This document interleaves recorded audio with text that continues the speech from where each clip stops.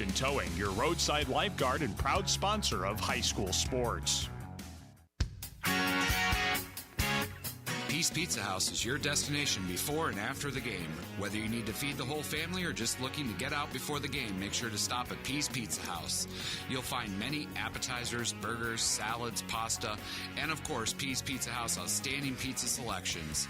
Your entire family is sure to find something they're looking for.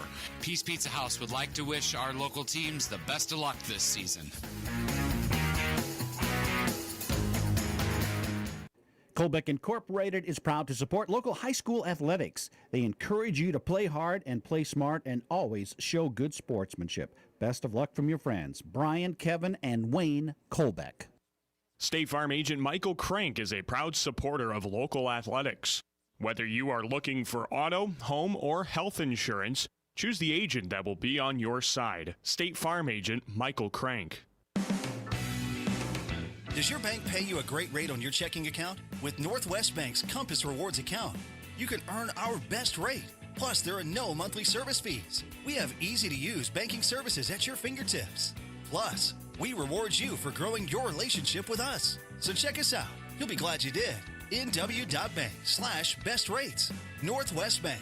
Member FDIC. Commitment you can bank on. Lamar's Community Athletic Boosters are proud supporters of this broadcast. Hard work and determination are vital to the success of our area athletics. The Lamar's Community Athletic Boosters are proud to stand behind our athletes and coaches as they work towards success on the field and in the classroom.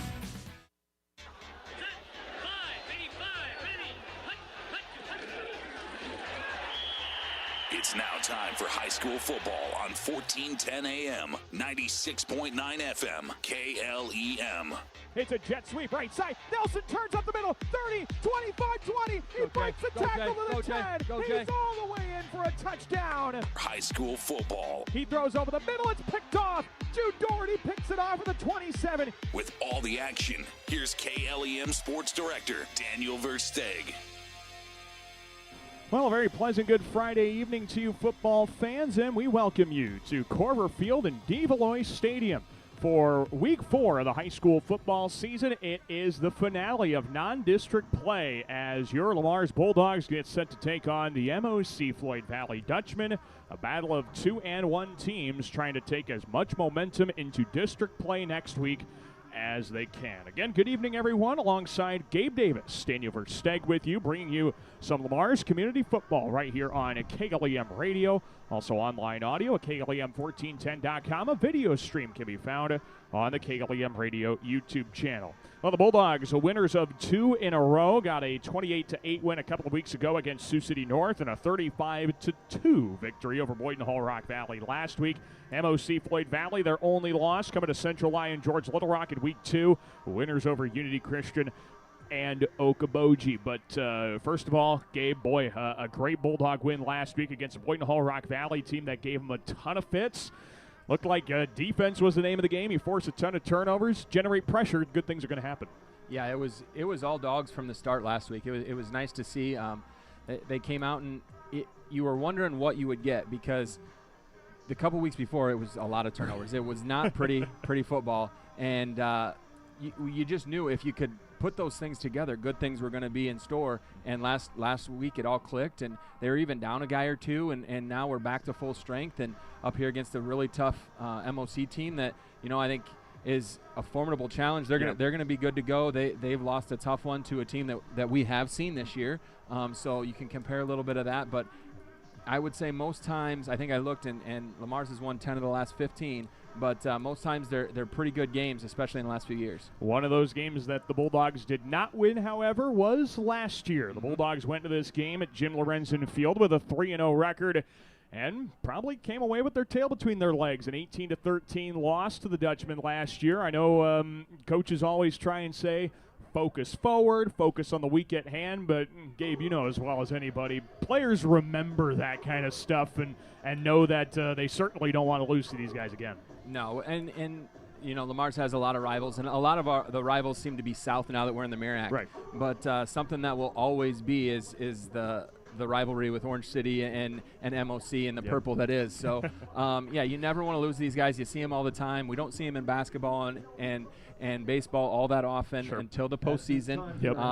And then, so we don't play them as much as we maybe used to, but when we do see them, it's valuable. So this is going to be a good test for both. I mean, the winner comes out of this 3-1. The loser is 2-2, and again, those records don't matter until you get to district play. But it would be a great step forward as Lamar's goes into homecoming week next week. Has Spencer, who we know is going to be good, and MOC is gonna head into their next games. They're heading off to Carroll next week. So it's one of those things where you never want to take anything for granted. You have to get after it. You want to think about last year. You want to learn the lessons from last year, but really you have to focus on the guys that are out here today. Yeah, and thankfully the lesson I think is you never underestimate any opponent. The Bulldogs I think also relearned that in week 1 against Sergeant Bluff Luton. You never maybe either underestimate your opponent or overestimate yourself. Maybe a little bit of that a couple weeks ago. But I don't think the Bulldogs are going to be underestimating the Dutchmen. If we look at some of the things that stand out, this seems to be a pretty balanced attack, all things considered. They like to throw the ball a little bit more. They can run it exceptionally well as well. Lots of, it seems like quick hitters, short passes, especially to number 3 on the outside there. Amon Langton, just kind of get him the ball. Let's see what he can do, it seems like. Yeah, Langton, number 3. We're going to see a lot of him out on the edge. He can stretch the field, but he's also can be a possession guy. And then you're going to have Mazdam, number 11, in the backfield. He is when he gets going, he's tough. So we need to kind of rally the troops. I know Mazdam had a good game a couple years ago against Lamar's. I think Lamar still won that one, if I remember correctly. But that might have been his freshman year, and he came out and had maybe 60, 70, 80 yards, maybe even 100 a couple years ago. So he's got that ability. Blake Albers, I feel like he's been around forever. Maybe it's just the Albers name. There's always one of them in the shoots. There's been a few Albers that have come through. And so you know that's going to be a kid that we've seen in basketball. We've seen, I think he plays baseball. We've seen all over. So he's athletic. And then you have the left tackle, 6'5", 220, punt. And then you have the right tackle is 6'5", 210. And, you look at them out here, they're on the defensive side right now. As we look out to the field, they're going to play on your ends of both offense and defense. And actually they have punt standing up, and he's blitzing all the time. So they're going to bring you some different things on offense and defense that maybe we haven't seen. And we're going to have to adjust on the fly. I have full confidence in our coaches and our players that they can do that. They're going to have a game plan, but when it really comes down to it, you're going to have to adjust that. And the nice thing is the Bulldogs are, like you said, very well prepared for it. Coach Vigdahl was kind of talking about it in our pregame chat, which we're going to hear from Coach Vigdahl here in just a moment. We know the Dutch have run a 4-front at times on the defensive side, but they've also brought in a 3-front every now and then. And so whichever side of the defense we're going to see might dictate how the Bulldogs need to run things offensively. But again, Bulldogs are very well prepared for whatever they're going to throw at them. Yeah, they'll have 3 guys with their hands in the dirt, but then they're bringing another guy. Sure. And a lot of times it's off the edge. Now it might be a linebacker. It might be it's probably going to be punt most of the time if he already doesn't have his hand down. Him and Vanderpool will kind of mix around with that. So you're going to have for sure a 4-man pressure. Very rarely are you not. If you don't, we're going to see Jude Doherty. We're going to see Andrew Grant. We're going to see Jamie running the ball. If they're just going to bring 3, they're going to bring 4. We have to identify where that 4th's coming from, put a body on him, and then be able to get to that next level. Force them to tackle, because Jude is not easy to tackle. Andrew's not easy to tackle. Giovanni is not easy to tackle. So if we can make them tackle us, even if we get 6 yards on it, we're in good shape. But you have to identify where that's coming from, and they make it tough. We'll just have to see how it goes. And our O-line is probably we got some smart guys up there, and they're maybe don't have a ton of experience, but the ones that do, they're going to be able to share that with each other, and they'll be in good shape. They just have to stay within it, and every play's a new one. We talked about wiping it off with Coach before, so every play's going to be a new one. Get to that second level and see what happens. And you mentioned as well the size that MOC's got on the offensive and defensive line at 6'5" on the tackles. But you know as well as anybody, Gabe, the lowest man wins. And so while we might not have the height on the line, I think we might have the just kind of size advantage in the sense that, hey, we're lower center of gravity. We can hopefully move these guys around. Yeah, I was actually, after the game last week, I went down and talked to some guys that I had coached, and they're now coaching for Boyd and Rock Valley. And they flat out looked at it with no disrespect in their heart. They just said, we just thought maybe looking at your interior, we were going to be able to do some things, and didn't think we'd get pushed around. And Boynton Hall Rock Valley doesn't get pushed around. No, right. But last week we controlled every part of that, and then Jude running behind it really hard, and Andrew running behind it, and those guys and coming up there. So yes, you're right. Big is great, but if you got to get the play. You got to move your feet. And if you got a guy that's low and moving his feet and doing the things that he needs to do to allow the running back to have some choices, you're going to be in good shape, because when it's only a one way, it's tough, right? Because everybody knows it. But when you give them some choices and maybe have to run over a couple guys, that's how it goes. Well, thankfully we got the guys to do that. Absolutely. And hopefully we see a little bit of that here tonight. Again, it is Lamar's and it's MOC-Floyd Valley on our pregame coverage here tonight from Corver Field and DeVoy Stadium in Orange City. We'll take a break, and when we come back, we'll be joined by the head coach of the Bulldog football team, Coach Ken Vigdahl. Got a chance to preview the contest with him, and we'll play that interview for you when we come back to Corver Field in Orange City. The Bulldogs and the Dutchmen come your way in a few minutes. Coach Vigdahl on the way next here on KLEM. At American Bank, we believe in offering you what you want in a bank. Free checking, free debit and ATM cards, extended lobby and drive-up hours, competitive loans and deposit rates, online and mobile banking with bill payment and mobile deposit services. American Bank, achieving success together for over 130 years. Member FDIC and equal housing lender. Hi, Jessica G. Well, hello, Libby Lexus. I'm so excited to get the spa treatment at Easy Clean Car Wash. My owner knows how much I love the soft water. Oh, and the quick massage just makes my bumpers tingle. And the blow dry is to die for. It always leaves my exterior sleek and shiny. My owner bought me a year pass so I can have the spa treatment anytime I want. Hey, ladies. Ooh, nice tires. Oh, Mickey Mustang, you're such a player. Easy Clean Car Wash. Give your car the spa treatment today. 12th Street east of Hy-Vee, Lamar's. Hi, this is Julie Hurt with Century 21 ProLink in Lamar's, your local real estate expert dedicated to results. Whether buying or selling a home, call me, Julie Hurt, with Century 21 ProLink in Lamar's at 540-7757. That's 540-7757. This is Cy Bixman, and you're listening to Bulldog Football on KLEM. We welcome you back to our Friday Night Football pregame show here on KLEM Radio. Daniel Versteg with you. Pleased to be joined by the head coach of the 2-1 Lamar's Community Football Team. It's Coach Ken Vigdahl. They wrap up non-district play tonight against MOC-Floyd Valley. But, boy, the Bulldogs have been on a nice run the last two games. 28-8 over North, 35-2 over Boynton Hall Rock Valley the last couple of weeks. Coach, I'm not good at math, but I can do 8 plus 2, and you guys have only given up 10 points in the last 2 weeks of football. Let's start on the defensive side. What's been clicking? What's been working here to, hold your opponent scoreless for pretty much the majority of the games you've played?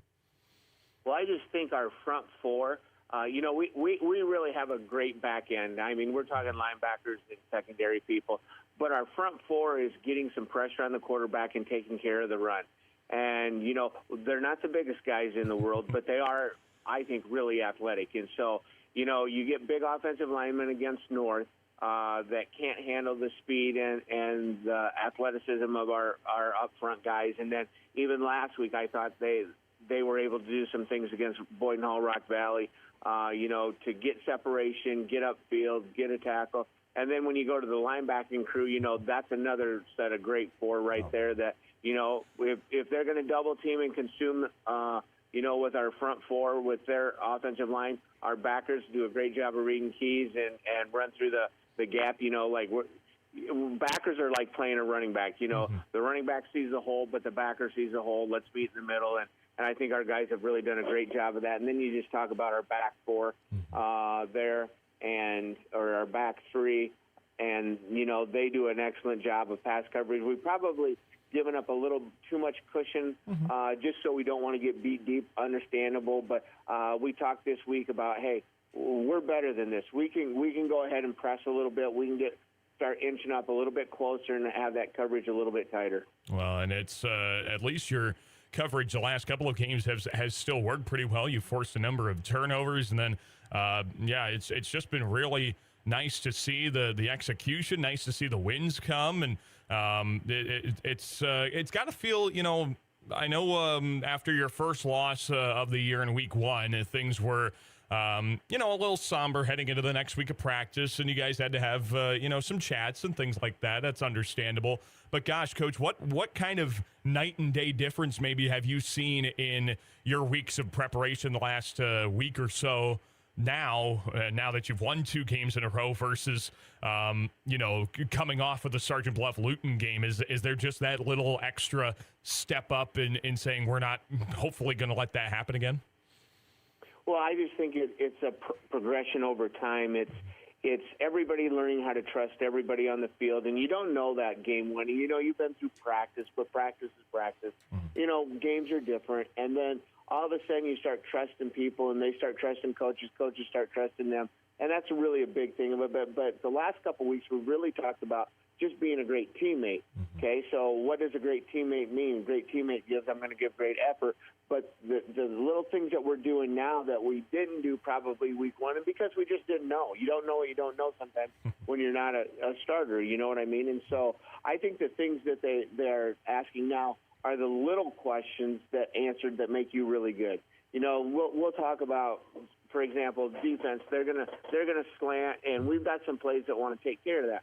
So instead of just running the plays in practice, and they learn them, but now we're starting to have conversations of, okay, if he goes here, I do this. If I go there, we're going to do that. Perfect. If we reach here, that's what we want to do. Okay, you guys do it. You take care of it. So it's really a combination of a lot of different people and just coaches letting the kids play and learn, hey, this is what we want to do. Sometimes we make a decision of this is how we want to handle a blocking scheme, and it doesn't work. So then we'll go back, how do you guys want to handle it? Okay, we'll do it this way, and it'll work, or maybe it won't work again. But I just think we're really all kind of bought into just being really good teammates, and I'm talking about coaches and players. Mm-hmm. Yeah, it takes a whole team effort. As you know, you've been doing this enough that one group not bought in kind of brings everybody else down. So it's good to hear that is coming along heading into this matchup with MOC-Floyd Valley tonight. Again, we're chatting with Ken Vigdahl, head coach of Lamar's Community Football. Coach, this is a team kind of on the same bandwidth as you. They're 2-1. They're a team that beat you last year, so you've got that kind of maybe revenge aspect heading into this contest. But, Coach, let's talk about this year's team. Generally, what kind of things stick out to you? What are the things that you think the Dutch do very well out there? Well, we just talked about our back end of our defense, our coverage guys, and they're going to have to be on because they do throw the ball a lot. They've got a couple of really skilled receivers. They got a receiver that's played numerous times in this flag football they have in the state of Iowa over the course of the summer at UNI. So he's played a ton of football. They've just got some guys who run some really good routes. They don't necessarily throw deep all the time, but they want that slant. They want that out. They want you to back off so they can get that 4 or 5 yard pop. They're really thinking about maybe the old-time run game where you get 4 or 5 yards at a handoff. Well, they're going to do it through the air. And then, they run a little bit of speed option when they're in a couple of sets. And their quarterback is just, really athletic. I mean, he can throw from the pocket, but he has no problem breaking out, getting on the edge, throwing from that. Their run game, is solid, but, their numbers or their stats show that they'll run the ball, but that's not primarily what they want to do all the time. And saying that, they'll probably come out and try to run the ball and establish a run against us. But I think our defensive backs and our outside linebackers have to have a big night. Yeah, well, with a scrambling quarterback, that makes sense. And you brought up something I wanted to ask you about there with that receiver, Amon Langton, number 3. Because he's only averaging about 10 yards a catch, Coach. Is it just kind of one of those deals? You get him they like to get him the ball in the flats and just kind of let him try and make a play out there. I mean, how best do they utilize him to have success? I really think that's what they want to do, get in the ball in his hands early and let him make a play. For the quarterback, it doesn't matter if he throws a 3-yard pass and he runs 100 yards. You get the credit anyway. So I think they're built on, are we going to respect his speed enough to back off and play him at 8-9 yards, or are we going to play him at 6 and force them to go over the top? And for us, it's a little bit of okay, do you give them the 5 yards, but you can't keep constantly giving them the 5 yards, or make them take their shot over the top and play defense over the top. Well, the route is a percentage is much higher percentage of a catch than a fade route or running a deep route. So, I think they try to go with the percentages there and get the ball to the receivers early, let them do what they need to do afterwards, and just kind of keep the chains moving that way. It's going to be a tricky matchup, but one you guys are definitely prepared for now at this point. And we look from there over to the defensive side. Coach, you're kind of telling me they've done a few different things defensively here the last few weeks or so, maybe trying to tweak a few things that's worked. But, from the looks of it, could see a three-man front on the defensive line. What does that tell you? What does that suggest you might be able to do successfully offensively? Well, the one good thing about it is we've seen a three-front for the last, 3 weeks. Yeah. So, it's nothing new. North ran a little bit of four-front against us, but SBL was a three-front. Boynton Hall was a true three-front. And really, you're going to see a lot like what Boynton Hall did last week. And when you run a three-front, you have to bring the heat. You're going to bring a blitzer or two. They love to bring it off the edge a lot. They will probably – Boynton Hall, Rock Valley brought it up the middle more, but these guys like to send their outside backers off the tackles. And then, like if there's any type of pass protection, we got to go out with that so we can pick up that blitzing linebacker. They got a defensive end that's like 6'6". I think he's the center on their basketball court. So he's a big, tall. Our quarterback isn't that. So, we got to be able to find the seam or the gap or whatever you want to call it and find the passing lane there. And so the backside isn't as big, but then they have a very talented zero techer and nose guard. And, Asher's going to have a great night, and we're going to have to keep him out of the backfield. He was a starter last year for him, and their linebacking crew is solid from side to side. And then, number 3, like we just talked about, he's a defensive back with some other skilled players that are 2-year starters. So, their defense is pretty solid. They're fast, they're physical, and it all wraps up in, like we've been talking about, the key word for the week is being physical ourselves. We, like you brought up, that we got beat by them last year. We didn't think we played our most physical game of the year. That has to happen tonight, or else, chances of us not winning could be, in jeopardy. So, we want to make sure that we're physical, we play fast, we match their speed, and be able to get some big plays of our own. Coach, how does that physicality, when we're talking about a three-front and you talk about all the blitzes and the things they might do to try and generate pressure, how does that physicality need to be seen by, some of the guys in your backfield who maybe most weeks are used to going out and catching a pass or being kind of a decoy in your option game, whatever that may be, versus now, all right, here comes a blitzing linebacker. I got to get in his way and stop his progress a little bit so my quarterback has time to do what he needs to do. Well, we try to handle that so our tackles are moving out like I talked about. But if they do come off the edge, and what we say to them is, you have to go attack. You can't wait for that guy to get to you. If you wait for that guy to get to you, you're going to get pushed back, and then our quarterback is off his landmark where he throws. So we don't want that to happen. So all week we've talked about being physical. We've talked about being attacking. And so, if they send the blitz up the middle, Jude's got to step up, into that gap in, a yard or two from the line of scrimmage, and not let him get to that 4-yard depth and let him do, get Jamie off his mark. So that we talk about that with those guys. We talk about we're running a little bit of motion that, forces them to go with it, so we don't have that blitzing linebacker. And, like every week, we try to have a few surprises like we did last week. Well, we'll keep those surprises hidden, and hopefully they are true surprises, and they can lead to some big results for you. We're looking forward to the contest, Coach. Always appreciate your time. Best of luck tonight, and we'll chat with you after the game.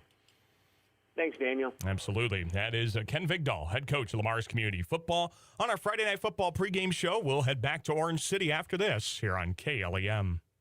Lamar's Agri Center, your local source for top-performing Kent feed products, bulk grass seed, bulk bird seed, lawn care essentials, dust control solutions, and much more, all accompanied with exceptional service.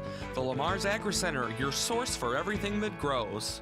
A home is a safe place to be, a roof over your head, and 4 walls to keep out the heat and cold. It's a child's laughter, a mother's song, and a father's strength. It's where we go for comfort and to share joy. It's your first school and your first church. It's where memories are shared. Hi, this is Julie Hurt, your Century 21 ProLink real estate agent. Whatever a home means to you, I am here to help you find the home you are looking for. Call 540-7757 and let me, Julie Hurt, help you make a house your new home.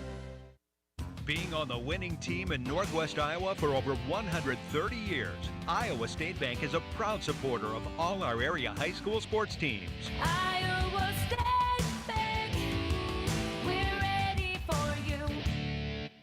Advanced Eye Healthcare, Dr. Becky DeRuyter knows all of our student athletes need to keep their eye on the ball. Make sure with an eye exam at Advanced Eye Healthcare at Walmart Vision Center in Lamars. Dr. Becky DeRuyter. Get more because you deserve more with Kylie Petty, Century 21 ProLink, serving Lamar since 2011. Wishing our local teams a successful season. Visit KyliePetty.com for your real estate needs. Peace Pizza House is your destination before and after the game. Whether you need to feed the whole family or just looking to get out before the game, make sure to stop at Peace Pizza House. You'll find many appetizers, burgers, salads, pasta, and of course, Peace Pizza House outstanding pizza selections. Your entire family is sure to find something they're looking for. Peace Pizza House would like to wish our local teams the best of luck this season. Success is born of skill and team. Like the teams playing, CNOS has combined award-winning skill and teamwork into the premier medical facility in the region. For the areas of joint, bone, muscle, nerve, and brain are treated with the skills of comprehensive care from a team of highly trained experts. And CNOS takes care of many of the student athletes in Siouxland. CNOS is proud to bring you this game. Go to cnos.net to learn more. Galen Catholic School, excellence in education, leadership through Christ. For information, check their website at galencatholic.org. MRK Insurance knows that teamwork is dream work. At MRK Insurance, you get a great partner for all of your insurance needs. Visit them today on Central Avenue in Lamars for a no-obligation quote for all of your insurance needs. That's MRK Insurance in Lamars.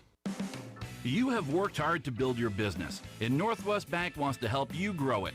Whether you need business lending, checking, savings, or treasury management services, Northwest Bank has the resources you need to make your business succeed. Experience the highest level of customer service and competitive rates in our community. Bank where small business is a big deal. Northwest Bank, member FDIC, equal housing lender. Northwest Bank, commitment you can bank on.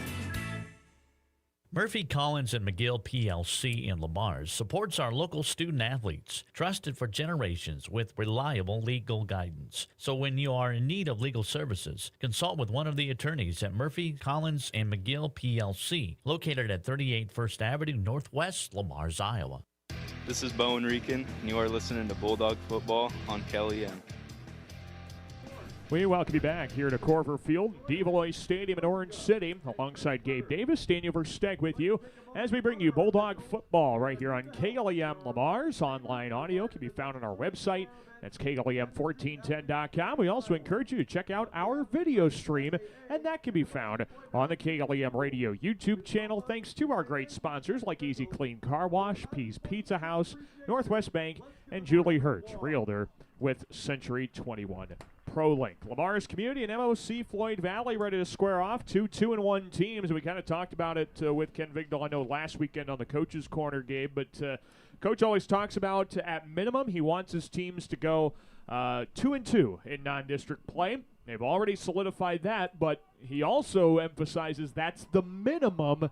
He'd much rather go 3-1 heading into non-district play with some momentum. Well, absolutely. Yeah, I mean, because like we said, we don't have a preseason schedule. Right. You know, NFL gets those preseason games that nobody plays in, and our preseason, for lack of better words, are these first 4 weeks. Yep. And so it tells you a lot. And I know, I mean, just looking at the charts that we have in front of us, they're different than what they were in week 1 and 2. Right. And so you see things, you adjust, you have different ideas on where people can play and what they can do.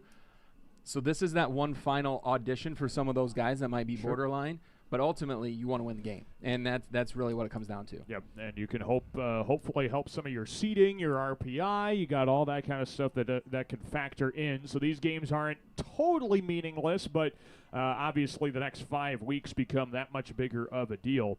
But the Bulldogs are hoping to take some momentum so that they don't stumble in those next 5 games. So Lamar's community, they won the coin toss and have elected to defer their choice to the second half. So we'll see the Bulldogs kick things off. We'll see that MOC-Floyd Valley Dutchman offense Coach Vigdal was talking about that has so many weapons. Amon Langton being kind of the top guy that we'll be keying in on as the broadcast goes along. The leader in receiving yards and does so many things well for them. He's an athletic guy, and we'll see how the Bulldogs plan to shut him down. Langton is one of those deep men back to return. The other weapon on the offensive side is Dylan Mazdam. He'll be returning as well. Giovanni Kabongo has it teed up at his own 40-yard line, and here we go. We are ready to kick off week 4 of the high school football season. Kabongo gets into it in a high right-footed side-over-side kick that's fielded the 5-yard line and taken out by Mazdam. Takes a right seam 15-20 between the hashes, reached out and missing a couple of tackles. Mazdam is able to be brought down that time at the 22-yard line, and that's where MOC-Floyd Valley will start their first drive. Yeah, pretty good coverage there. Like we've talked about it before, they don't have to cover very many, so when they do, it might be a little bit of a surprise. It didn't look like Giovanni quite caught that. You know, Kent Westhoff was down there. I talked about him last week on the broadcast. He's one of the young kids that gets an opportunity to get out there and do some things. He's always down there. He's going to continue to learn how to break down on some of those guys. He plays O-line, and he's running down. That's something you don't see very often. Here comes the MOC offense. We'll see how the defense can adjust to the things tonight. Blake Albers is the starting quarterback for MOC-Floyd Valley, and he's already lining up in an empty backfield. A 5-receiver set with 3 to the left and 2 to the right. He takes a snap, quick screen pass out there. It is caught outside the numbers of the 20-yard line, and a big open field tackle. That's what Ching Hosniong bringing down the receiver on the outside. It was Braylon Van Gelder. Made the catch, picked up a yard. It'll be 2nd and 9. Never short on energy with Ching Hosniong right there. He is always excited. It can be an overthrow. He's a true DB mentality. He's got that defensive back. The quarterback might overthrow someone by 15 yards, and he's going to turn around and let everybody know he was right there to knock it down. So great play out there. They get one, and now we get to set up, and we'll see if they – now we got a running back there. And we got a traditional I formation under center as well. Wow, what year is this? 2nd and 9. It is Albers handing to Mazdam around the left side, and he punches through that gap between the guard and the tackle, and he picks up 5 hard-earned yards to the 28-yard line. That'll set up 3rd and 4. Yeah, and that was something we didn't know that if we'd see a whole lot of. Looks like they're going to bring out the fullback or the tight end type guy, and they're going to run a couple different guys in. Look for them to spread out and probably try to get the ball on the edge to either Langton or Mazdam. And Albers is always a threat to run also. Yeah, it's kind of weird how they lay it out on their depth chart. They have the tailback listed as the fullback, and they've got what you would call the fullback as the halfback on their depth chart that they gave us. 3rd down and 4. Albers drops to throw. He throws over the right seam. Overthrown ball deflected up in the air, and it's picked off. Tegan Bogue comes down with the football at the 37-yard line, and the Bulldogs get it deep in Dutch territory. Yeah, and if you're just listening on the radio and you're probably wondering why I was making those weird noises as the ball was coming out here, I thought Tyson Augustine might get it. He got his hand up there, and then it went off Deji Kabongo and the receiver before Tegan finally took hold of it. That's their 6th interception on the year, and that is what has really cost MOC this year. They've been able to get around it in 2 games, but when you play Central Line and when you play Lamar's, hopefully it comes back to haunt them. Yeah, turnovers are not going to be a recipe for success for the Dutch. We'll see if the Bulldogs can now turn it into points. Out there in the shotgun is Sitzman. He takes the belt-high snap, gives to Doherty, runs straight up the left seam, and he picks up a couple of yards to the 35-yard line, and that'll set up 2nd and 8. Yeah, and it was a 4-man front there, for lack of better words. They did have one guy standing up on the edge, but the 3-man front idea is they're going to have someone lined up over Asher Moss all night. So he's going to have to, like Coach said, really take charge of things. Second down and 8 for the Bulldogs of the MOC-Floyd Valley 35. Sitzman, quick pass right side, caught by Kabongo, gets away from Langton up the right seam to the 30-yard line. That's about it. A 5-yard pickup on the screen to Kabongo, and it'll set up 3rd and 3. Yeah, it looked like he almost lost his footing a little bit there, and Cy was out there trying to get the block to spring him, and I think he lost his footing too. So 3rd and 3, you're in good shape. Might be 4-down territory. I'm not sure you're kicking it right now. No real wind, and we know Giovanni can, but yeah, it's kind of a tricky spot on the field here for a high school team. We'll see. Hopefully we don't have to make that decision. 3rd and 3. Bogue motions. They give it to him, jet sweep, but a penalty flag is thrown, and it blows the play dead. So Tegan Bogue on the jet sweep. Though. It's on the near side here. Oh, there it is. 30-yard line. Yep. So that's going to be motion on us. Yep. False start is the official call. 5-yard penalty will back the Dogs up to the 35. So now it'll be 3rd and 8. So that might also kind of impact how you call this one as well. Yeah, that you just hate to have those, and you get them out of the way, and you got to move on. You wash it clear. It looks like we're bouncing some tackle to the other side, so we're going to overload this left side. Put Tyson on that side, so this will be an interesting call here. A big down 3rd and 8. Sitzman empty backfield. Hits a quarterback draw straight up the seam, and he's only able to get a couple, maybe just a yard to the 34-yard line. Not much leverage there from the offensive line. It'll be 4th down and 7. I think that tells you that they were going to go for this right away. They kind of tried to get a couple yards. He may have had a bounce to the right, but I think he was just trying to see if he could push his way for a few more yards. And now you're at about 6 or 7 yards you need to get for this 1st down. 6 yards to go. Still early, definitely worth the risk here. Yeah, 8:45 to go here in the 1st quarter. Lamar's and MOC-Floyd Valley are scoreless. The Dogs trying to go for it on 4th and 6. Sitzman motions Grant out of the backfield, takes a low knee-high snap, drops to throw. He airs it out up the left seam and overthrew Tyson Augustine. An incomplete pass, and the Bulldogs turn it over on downs. MOC-Floyd Valley takes over at their own 33. They'll come back to that. He was wide open. I think Jamie just missed him. Kind of went more vertical than what he wanted to. If he throws that to the middle of the field, Tyson Augustine catches that on the E, and it's a touchdown Bulldogs. So they will come back to that. They'll continue to move some people around and make some plays. Couldn't convert on the turnover, but they moved it a little bit, had that penalty that kind of pushed them back. Yeah, and we talked with Coach Schindler and Galen Catholic. They're playing the #1 team in the state. No matter who you play, penalties are kind of a no-no, and that proved true there for the Dogs. 1st and 10 of the 33. True I formation. Albers under center, gives to Mosdem. Kind of juggled for a moment, but was able to recover as he picks up 3 yards to the 36-yard line. On the straight-ahead dive, it'll be 2nd and 7. Yeah, and one thing that I formation does is it really singles up on the edge. So look for him to do something like that, some hard play action. That gives you 7 guys to protect up there, and then maybe try to take a shot to Langton. I like the fact that Waching's out there because we know he can scoot and go with him, and on this side, Deji can run with him too. So we'll see but they're doing that to set up something downfield. Yeah, it's you're gonna dink and dunk as long as you can, and then try and blow the lid off the defense and see if the Dogs are ready for it. 7:52 to go in the 1st quarter. 2nd and 7 for the Dutchmen at their own 36. Single back in the backfield. Under center, Albers a pitch play around the right side. Mosdem turns up the right seam to the 40. He keeps driving, stays on his feet to the 45, and now he's wrestled down by Giovanni Kabongo at the 48-yard line. It's a 12-yard pickup, and the Dutch move the chains. Tyson Augustine almost played that too well. If he would have played it a little bit slower, they might have run right into him and tried to get to the outside. He set the edge so quickly, they bounced it back, and I don't think our defense was ready for that. We need to pursue, keep going on that, and we'll be in good shape. But we had him dead to rights there. Right. Well, with 7:22 to play here in this 1st quarter, we're still scoreless. Dogs now have to try and batten down the hatches. It's 1st and 10. Ball is spotted at the 48-yard line. Under center, I formation, play fake, rolling right. Albers sidearm sling, and a catch made by Corselman across the 45. Deji Kabongo brings him down to the open field to the 43-yard line. It's a pickup of 9. It'll be 2nd and 1. Yep, and that's that play action, heavy play action. They've already run it up the middle with that fullback and that action and gained 3 or 4 yards. We have to respect it. You can't leave it. So then when that happens, it basically leaves Deji to cover 2, or Tyson is going to have to get out here and help in the flats more. It's going to take a whole team effort, you know that, and the Bulldogs have been able to do that here the last couple of weeks, pick up a couple of wins. We'll see if that's in the cards again. 2nd and 1 for the Dutch at the Bulldog 43. 2 men in the backfield, out of the shotgun, high snap. Albers got it down, hands it off to Corselman, somehow hung on to it. No gain as the Bulldogs pursued well. It'll be 3rd and 1. Yeah, usually if that happens, you just tell a quarterback, take it and follow where the running back was supposed to go, because that handoff is one that bounces out of the belly a lot of times and right into the other team. So they got lucky there. Bulldogs did a good job of holding strong and trying to force a 4th down here. So 3rd down and 1 first from the Dogs' 43-yard line. An I formation again. Albers under center. This play's gotten 2 or 3 yards the last couple of times. It's a sneak, and straight ahead going is the quarterback, Blake Albers. He's got enough for the 1st down as he gets to the Bulldog 41-yard line. The Dutchmen move the chains for the 2nd time in the drive. Kind of wondered if they wouldn't take a shot there with some play action, knowing that you have 3rd and 1. You know you can run behind your offensive line for that 1 yard.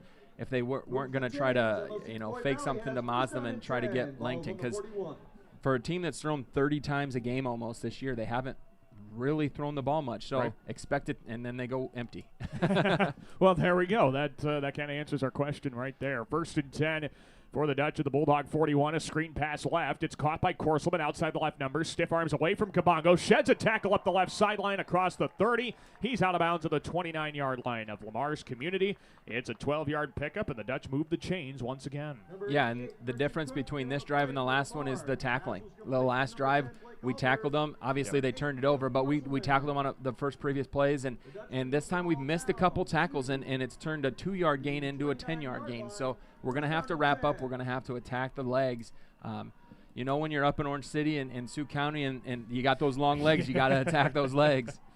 Oh, trust me, I am aware that was how we had to get things done when I still played football. 1st and 10 for the Dutch. It is. The snap's over the head of Albers. It's rolling back at the 45. Dives on the football. He That's didn't ours. get it. The Bulldogs have it in midfield. Nice. Andrew Grant dives on the snap over the head of Albers, and the Bulldogs dodge a bullet. They get it right at midfield. Wow. And to have Albers not get that ball was kind of a he was the only one there. He dove so hard to get it that he just slid right over it. And you've seen it a million times. You watch football. It's just such a hard ball to pick up. And it just rolls funny. It's never uniform. So Bulldogs get another opportunity. Need to try to cash in here. Yeah, at this point now they've gifted you a 2nd turnover. You got to be able to capitalize. We'll see if the Dogs can move the chains a little bit here on this drive. 1st and 10 from the Bulldog 49. Snap back to Sitzman. He gives to Andrew Grant up the middle, who just recovered that snap over the head of Albers. It's a pickup of 3 into Dutchman territory to make it 2nd and 7. Yeah, that's a good right after. Good gain on 1st down, getting 3, getting 4 yards. You can take those. The numbers work in that direction. So taking advantage of this and continuing to move the ball down the field little by little is fine. We can have fast 1st quarter, fast 2nd quarter. We can take the time we need to move that ball. 4:40 to play in quarter number 1. Dogs and Dutch are scoreless. Lamar's has not picked up a 1st down yet tonight, but they have forced 2 turnovers on defense. 2nd and 7. Snap to Sitzman. Play action bootleg. Dumps it off. Catch made by Grant at the line of scrimmage. Yes. He lowers the shoulder into the defender. He gets across the 45. He's out of bounds. They'll say at the 42-yard line, just short of the line to gain. They'll say about 3rd and 2. Yeah, I love that. I mean, send the message right away. Andrew's built. He's done some work. He's taken care of himself to put him in position. So when he catches that and he sees a defensive back over there, no offense to defensive backs, you're going to try to punish. Here is Sitzman going under center, and the Bulldogs stack the line. 2 men in the backfield, all kinds of tight ends. They give to Doherty a power run. He falls across the line of scrimmage for a 1st down, and across the down to gain as well. Pick up a 3 to the 40, and the Bulldogs have their first down. I'm not sure if Jude would have – I think he was expecting more contact and almost kind of tripped himself there. He kind of went through the hole sideways. If he would have just ran, I don't know if there was anyone there. We blocked that really well, and I think they jumped into the wrong gap. We're going to go a little quicker here, though. Yeah, Coach Vigdahl was kind of yelling out there. He wanted them to hurry it up. 1st and 10 now from the Dutchman 39-yard line. High snap. Sitzman gets it down, throws over the top of the blitz, and throws wide to the receiver on the outside side. Bixman and incomplete. It'll be 2nd and 10. And that's not the worst thing, because there was 6'5", 6'5" over there, and I think Jamie – first off, the snap was a little higher. He corralled that, and as he turned and tried to pitch it out there, it was 6'5", 6'5". He had to get it over the top of. Yeah, so an incomplete pass, not the worst thing in the world. 3:57 to go in the 1st quarter. Lamar's and MOC-Floyd Valley are scoreless. If you're just tuning in, MOC-Floyd Valley threw an interception on their first drive. Bulldogs turned it over on downs, And then a snap over the quarterback's head has given the Dogs the ball back. 2nd down and 10 from the 39. Penalty flag flies again, and the Bulldogs will get called for some early movement once again. I want to know. Yeah. I didn't see it. I didn't see it either. It's the 2nd time, so, and it's both come from here, so I'm assuming there's a little bit of, hey, watch this guy type stuff. Right. Yeah, they're going to get an offensive lineman there. Aiden Kramer again. Kramer got it, so. I'm not sure what he's doing because I haven't seen either of them. Coach Vigdahl's also going to ask this question. He might ask it a little bit more stern than I am. And he will also call a timeout to hopefully rectify that as well. With 3:54 to go in the first quarter, the Bulldogs and Dutch are scoreless. We'll take a quick break. More Bulldog football on the way after this here on KLEM. Supporting our students in their endeavors at school is important to Prime Bank. Making sure that our students have the best chance for success is why we work hard to provide our backing. Prime Bank wishes all of our teams and groups good luck. Kemp's Dairy of Lamar's is a proud supporter of area athletics. They focus on strong, healthy bodies with all their dairy products. And they continue to strive hard to provide the best possible dairy products to their customers. That's Kemp's Dairy of Lamar's. This is Waching Hosi, and you're listening to Bulldog Football on KLEM. We welcome you back here to Corver Field, Devalloy Stadium, alongside Gabe Davis. Daniel Versteg with you. Bulldogs have called their first time out of the contest with the score tied at 0 apiece. 3:54 to go in the first quarter. Bulldogs have forced 2 turnovers. Now they take the snap on 2nd and 15. A high snap for Jamie Sitzman. He's going down for a loss. Tried to make something out of the play. He loses 2 back to the 46, and it'll be 3rd and 17. Yeah, and I wonder if that wasn't something where the snap was high like we talked about with MOC, where sometimes you just got to the quarterback just takes it and goes, because I don't think that was probably the design there on 3rd and 15. So 3rd and 17 now for the Dogs at the Dutchman 46. Snap back to Sitzman. He drops to throw. Now the pocket collapse. He steps through it well. Throws back over the middle. Leaping try. Bixman couldn't bring it in at the 20-yard line. Amon Langton on the coverage. And Cy is down on the play. Slow to get up. Funny there. Levi Schnetzer there to try and help him. And now he's signaling for the training staff to come out. And Bixman is back on his feet and walking off the field, so that's a good sign. But now the Bulldogs will bring the punt team out anyway after the incompletion to force 4th and 17. That was really a good job by Jamie. He looked like he was just going to tuck it and get what he could, and realized he had an opportunity to throw it up to Cy. Cy's a little bit bigger than Langton. Langton probably jumps a little bit better, but hey, it's a 50-50, one-on-one. You got a shot. You might as well take it. Amon Langton now goes back to return the punt, set up by Tyson Augustine. Penalty flag flies on 4th and 17.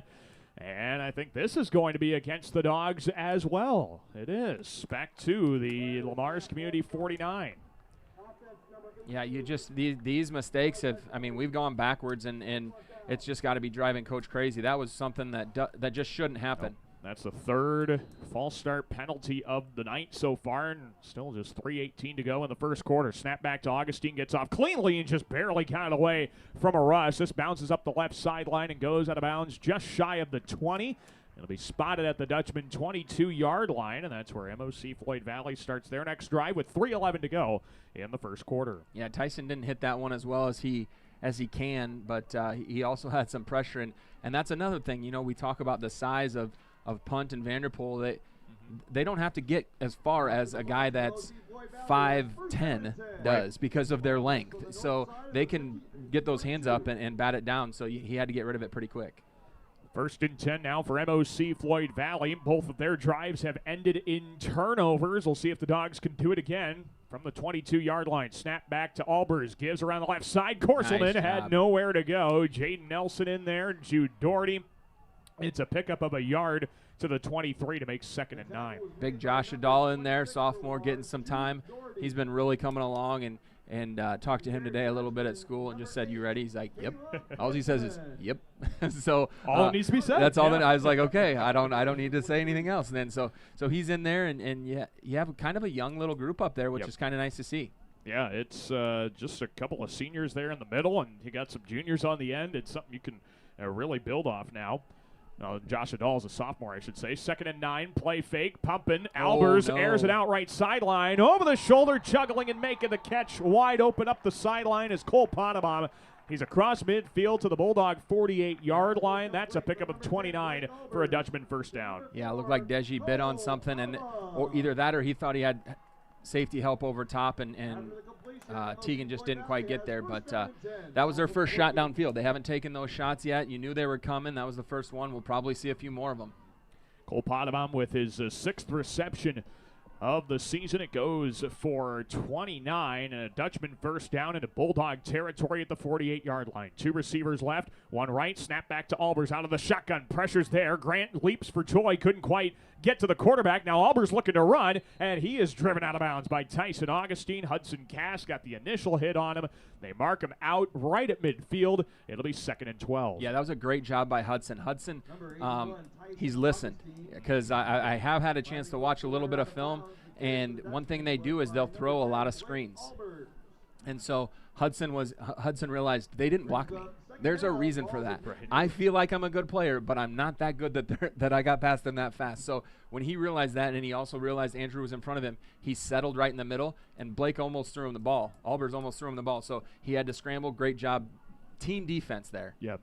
Minute 22 to go in the first quarter. Bulldogs and Dutch are scoreless here in week 4 of the high school football season. Final non-district game, 2nd and 12. Albers steps up in the pocket. He's being chased by Grant all the way back behind the line of scrimmage. That ball is thrown way up the left sideline and incomplete. As he just got it away in time, Grant was all in his grill, and it'll be 3rd down and 12. Yeah, they're having a really tough time getting Andrew blocked at all. So that's a good sign for us. The one thing that we have to remember, and those guys in the middle, Adal and Hudson, when you see your ends getting upfield, make sure you sit and sniff out that screen. Wouldn't be surprised if one of them gets a tipped ball, even a pick on one of those. That'd be nice to see. Yeah, Grant, you mentioned it. Grant has basically come free the last 2 plays in a row, so something's broken down for the Dutch, or Grant's just that good of an athlete. Both are true. 3rd and 12. They block him this time. Albers throws over the middle, and that's right through the hands of Amon Langton, an incomplete, who was wide open inside the red zone, couldn't haul it in. It's 4th and 12, and the Dutch will punt. It looked like he might have got just some natural contact, him and Levi Schnetzer up there, because it looked like they both kind of stumbled a little bit, and that's not one Amon drops very often. Usually he deposits that for 6, because when he gets it, it's over. And I don't think anything will need to be said once he goes over to the sideline. I think everybody's on the same page there for MOC-Floyd Valley. Snap back, and here comes the punt from Tayan Grumendijk. Stepping up to field, it's Schnetzer amongst a lot of traffic. He's fearless. Lucky to hang on to the ball. He took a shot at the 26-yard line, but the Bulldogs will have it deep in their own territory. I think that's the hardest job you can have on a football field, is catching that. And you listen to guys that have played the position, and you have to black out almost and just only focus on the ball and realize that there's a good chance someone's going to come and clean your clock there. So even if you do signal the fair catch. Even if you do, you might get hit. So it's a tough job. It's not easy. We critique them hard when they drop it, but that was a great job by Levi. Yeah, a fantastic job. Hung on to it, kept the possession. Bulldogs now have 1st and 10 from their own 26. Sitzman in the gun. Quick pass over the left seam. It's caught by Bixaman across the 30, and he's tackled down at the 33. That's a pickup of 7 to make it 2nd and 3. Nice design there and nice decision. The design is basically just a slant with an out, and it was pretty simple. Bowen came on the out, and Cy snuck in behind him. Kind of confused the defensive backs over here. Look for him to do that again. 2nd down and 3 for the 33. Sitzman gives up the middle, and it is Jude Doherty powering his way to the 36, and that will be enough to move the chains for the Bulldog first down, just the 2nd of the night. That'll keep the clock running. We'll see what Coach wants to do here. Yeah, they might end up taking it down here to the end of the quarter. Nope, they got something signaled, and they're going to go. All right, we'll enjoy this last play of the quarter here. 1st and 10 for the Dogs at their own 36-yard line. 10 seconds to go in the first of a scoreless game. Jamie Sitzman in the pistol. He motions Bixaman to the slot on the right side. Helmet high snap play fake, bootlegging left. Sitzman looking to throw. Now he just shovels it upfield. Catch is made in play by Grant across the 40 to the 44-yard line. That's a pickup of 8. It'll be 2nd and 2, and we'll have that 2nd down play when we come back with the start of quarter number 2. After 1 quarter, we are still scoreless in non-district play. We'll take a break, and we will come back with more Bulldog football right here on KLEM Lamar's. Plymouth Awards and Engraving is a proud sponsor of local athletics. For all of your custom awards and engraving needs, visit Plymouth Awards and Engraving at 130 4th Avenue Northeast in Lamars. You are sure to find that perfect gift for anyone at Plymouth Awards and Engraving. Hey, Bobby Blazer, how long you been waiting in that line? Head over with me to Easy Clean Car Wash. They're going to get you in and out in no time and make that black coat of yours look like $1,000,000. Say, thanks there, Mickey Mustang. I've been out four-wheeling and I got lots of mud and stuff in my wheel wells and other places as well. Bobby, didn't Libby Lexus tell you that Easy Clean Car Wash will pre-spray those hard-to-reach places, give you a quick massage, and make you feel and look like a whole new truck? So that's what Libby Lexus has been up to. You know, Mickey, she's looking fine. Easy Clean Car Wash on 12th Street, east of Hy-Vee in Lamars. Certified public accountants Cruz & Cruz extend their support to all the athletes and remind everyone, in the spirit of sports, participation is more important than winning. Cruz & Cruz Accounting, proud to be a sponsor of KLEM Sports. This is Jay Nelson, and you're listening to Bulldog Football on KLEM. Let me welcome you back here to Corver Field, DeValois Stadium, alongside Gabe Davis. Daniel Versteg with you as we get ready to go with quarter number 2. It is Lamars and MOC-Floyd Valley, still scoreless. The Bulldogs forced 2 turnovers in the first quarter. 1 interception by Tegan Bogue, a fumble recovery by Andrew Grant after being able to recover the snap over the quarterback's head. But outside of that, not a whole lot doing for the Bulldogs offensively. We'll see if that can change here to start the second quarter. It's 2nd down and 1 for the Dogs from their own 45-yard line. 2 receivers right, tight end left, and a receiver left of Jamie Sitzman on the pistol. Takes a helmet high snap, and he gives up the middle. Jude Doherty spins out of 1 tackle, and he's met by another. That has ruled him down to forward progress of the 47. He got 2, and that's enough to move the chains for a Bulldog first down. And we'll take that. It's setting up to be a little bit of a defensive battle. It's hard to tell when they've turned it over a couple times, but right. Our defense is always going to be there, and turnovers are always credited, for lack of better words, to the offense. Right. But the defense does something right to get there. So our defense does a good job of causing it. First down and 10 for the Dogs at the 47. Sitzman, quick pass right side. It's caught behind the line of scrimmage. And the catch was made by Bowen Reek, and Amon Langton smacked him at the line of scrimmage for no gain. It'll be 2nd and 10. Yeah, Amon was right there. Stuck his helmet right on our helmet and pushed him back right at the line of scrimmage. So nothing lost. Nothing gained. Yep. Fortunately, the down's the only thing lost on that play. So it'll be 2nd down and 10 for the Dogs. But, yeah, you made the comment. It did kind of almost look helmet to helmet. I don't know if he led with the crown of his helmet or not, but that's just kind of how it looked up here. 2nd and 10 for the 47. Sitzman screen pass left, caught by Reek, and he gets blown up again. Another hit on the other side of the field, back at the 45-yard line. Cole Potabom makes the hit stick at the 45. Loss of 2. It'll be 3rd and a dozen.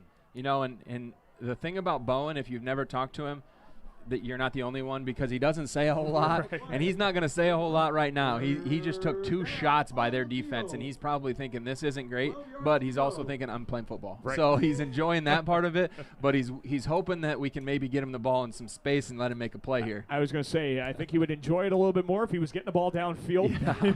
maybe he had some room to run after the play.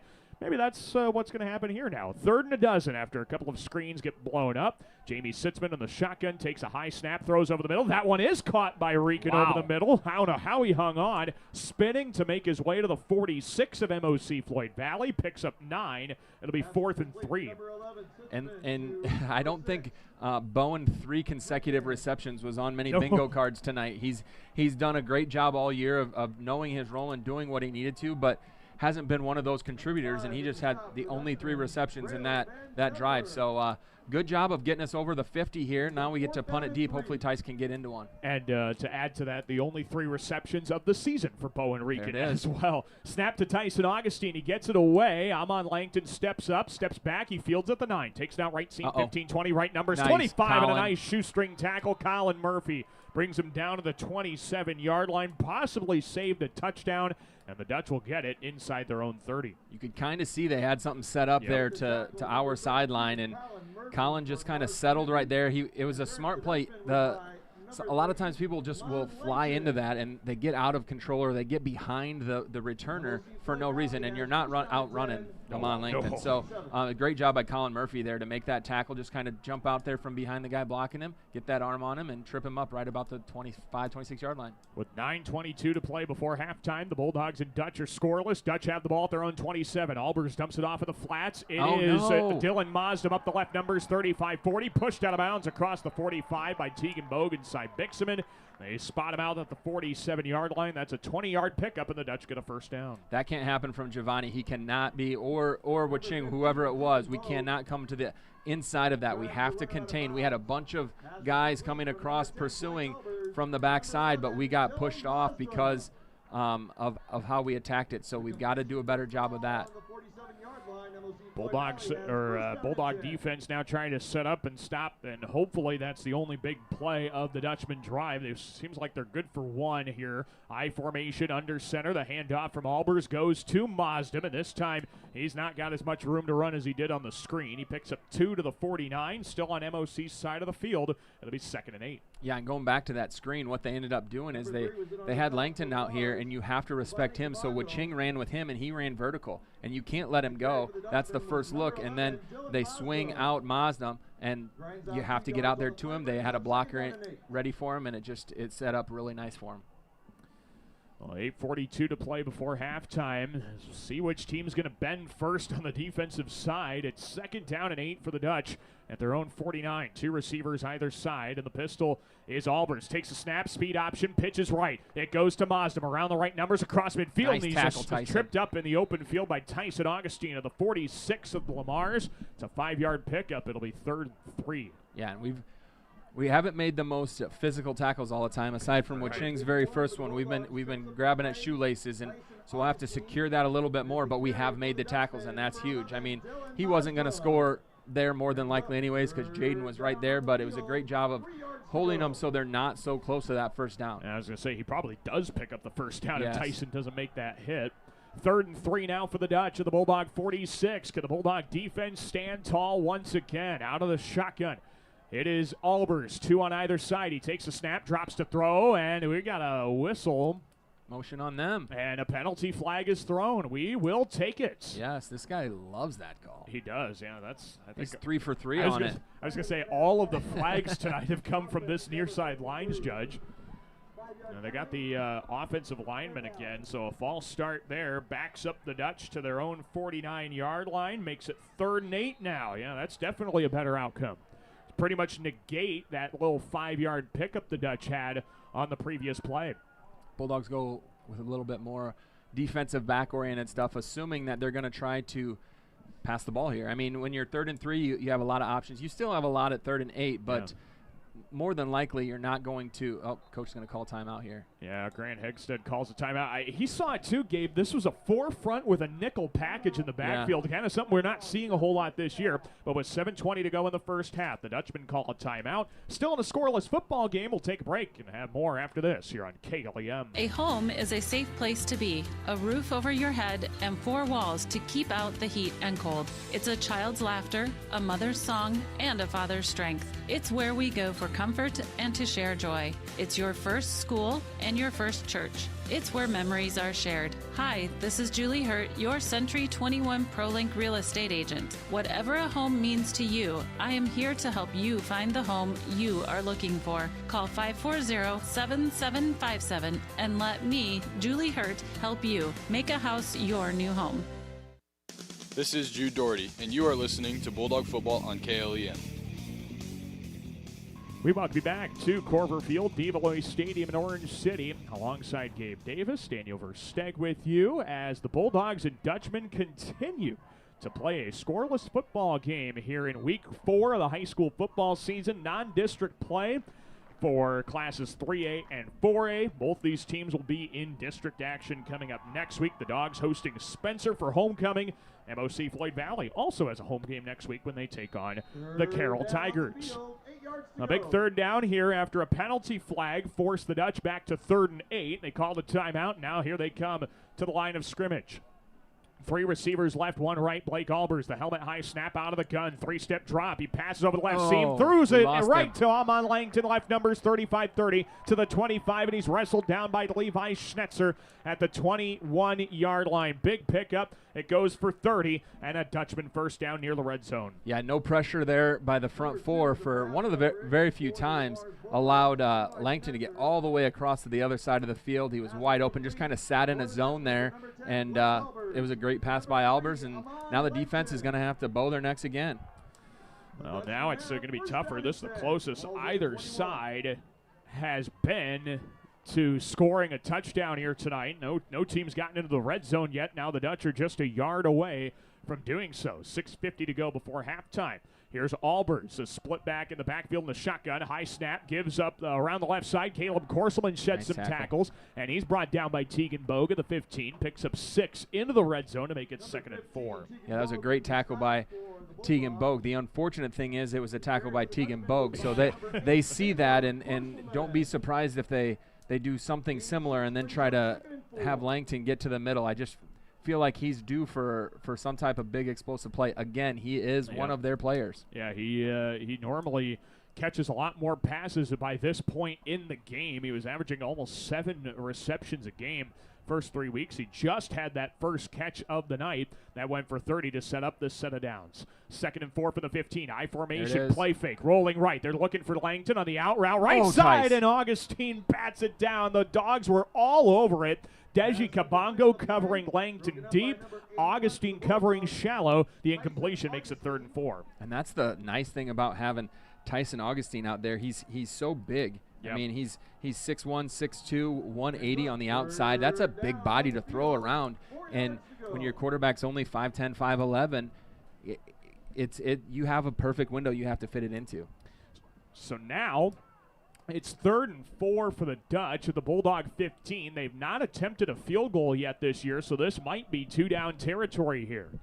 It's Blake Albers in the gun. 2 men in the backfield, 2 receivers right. Takes a snap, play fake. He's rolling to that right side, looking to throw. Nobody's open. Nice, Jay. He's being That a chased baby, and he's Jaden. sacked. Jaden Nelson brings him down for a loss back behind the 20. It'll be 4th down and 11 as the Dutch go back to the 22. That is good to see. Jaden was out last week. Was a little dinged up, and so to see the team come out and play the way they did last week without him was awesome. But he just read that perfect, and that's something that not everybody we take for granted because we have Jaden Nelson that play gets made. He was shot out of a cannon. Once he saw that the rollout was there, he had no responsibility because Mazem got caught in the junk. He came flying through, made a great play. Well, now when you don't have a field goal kicker, this is a definite, obvious go for it here. It's 4th and 10 from the Bulldog 21. You don't gain anything by punting. Play clock's down to 7 in a scoreless game. Can the Dog defense make a stop? 2 receivers either side. Albers in the gun. Helmet high snap. He drops to throw. All kinds of pressure. He's stepping up in the pocket. No. He evades the pressure. Right seam to the 15, and he gets the first down across the 10 to the 8-yard line. A 13-yard scramble for Blake Albers. It'll be 1st and goal for the Dutch. That's just an athlete making plays, and that's exactly what they needed at that time. We were so close. We had that pressure. We just had some bad angles. We were kind of all on the same level, and when that happens, you make one guy miss and you got a lot. You need to kind of create some levels there. That'll help create less running room for the quarterback. 4:45 to go in the first quarter. Dutchman trying to put the first points on the board here tonight. Albers under center, I formation, takes the snap, gives to the fullback. Korselman straight up the middle across the 5, and he's able to pick up a couple of extra yards down to the 2. They'll give him 6 to make it 2nd and goal. Yep, they're going to probably pound this another play for sure and maybe get to 3rd down and see if they have to. But the way they've run the ball as physically as they have tonight, I don't think it's what we expected to happen necessarily, but it is what they're doing, and they're kind of hanging their hat on that. Yeah, they were averaging about 27, 28 pass attempts per game in the first 3 games of the year. They've thrown it just 10 times here so far tonight. 2nd and goal from the 2. I formation. Albers under center. Quarterback sneak. Touchdown. He lowers the shoulder. He's in. Touchdown MOC-Floyd Valley. Albers punches his way up the left side of the line, and MOC-Floyd Valley takes the first lead, 6-0 Dutch with 3:58 to go in the half. Yep, and that you could tell they were going to do something there, and they've just kept it pretty simple. They've made the big plays on 3rd down, the one to Langton, and then obviously the one on 4th down where Albers got that first down, and those have been the two big plays that have kind of hurt the Dogs so far. So now the point after try upcoming. Snap and spot, the lefty kick. It is through the up. No, it's wide left. Point after is no good. The kicker, Nathan Anderson, senior, missed it wide left. Point after no good. So with 3:58 to go in the first quarter, MOC-Floyd Valley 6, Lamar's nothing. Bulldogs get the ball back with 2 timeouts after this here on KLEM Radio. Connected Electric South is your electrical headquarters for residential, commercial, and agriculture. Call for a free quote today at 546-5062. Call Connected Electric South for all your electrical needs. 546-5062. Floyd Valley Healthcare wants you to play at the peak of your skills. Don't forget to stretch your muscles, hydrate, and schedule your wellness checks to reach your full potential. Best of luck from Floyd Valley Healthcare in Lamar. Protect your eyes from the sun during the game and all year long with sunwear from Gretkin Family Eye Care downtown Lamar's. And don't forget to schedule your back-to-school eye exams with Gretkin Family Eye Care. This is Asher Moss, and you are listening to Bulldog Football on KLEM.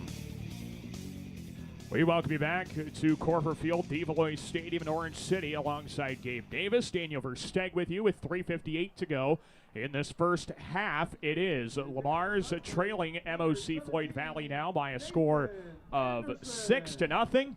Bulldogs allowing a 5-minute, 24-second drive that went 10 plays for 73 yards and ended in a Blake Albers quarterback sneak. And now Anderson gets into the kickoff, taken by Tegan Bogue at the 10. Right seam he goes, 15-20, angle right numbers, 25-30. Tried to go up the sideline, couldn't get past the 35. He goes to the 33-yard line, stopped at the 34, and that's where the Bulldogs will start their drive. You know, and Tegan had a good run, good return there.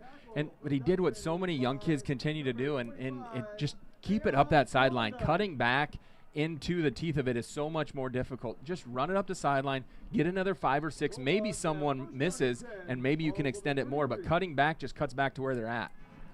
So the Dogs start with the ball at their own 33, 3:55 to go in the half, and the give goes to Jude Doherty up the middle, and not much doing as he gets to the 34-yard line.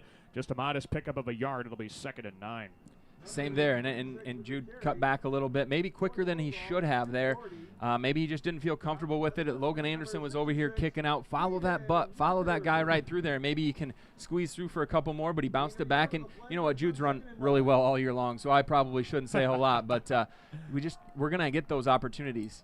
2 tight ends, and Doherty and Grant motion right to left. Empty backfield, Sitzman screen pass left. Giovanni Kabongo tries to work his way through the defense. Not much doing. A pickup of a yard to the 35. It'll be 3rd and 8. A little bit of confusion there. They had 53. That is punt. Yeah, he was running around. He went to flip sides, and they just called the timeout.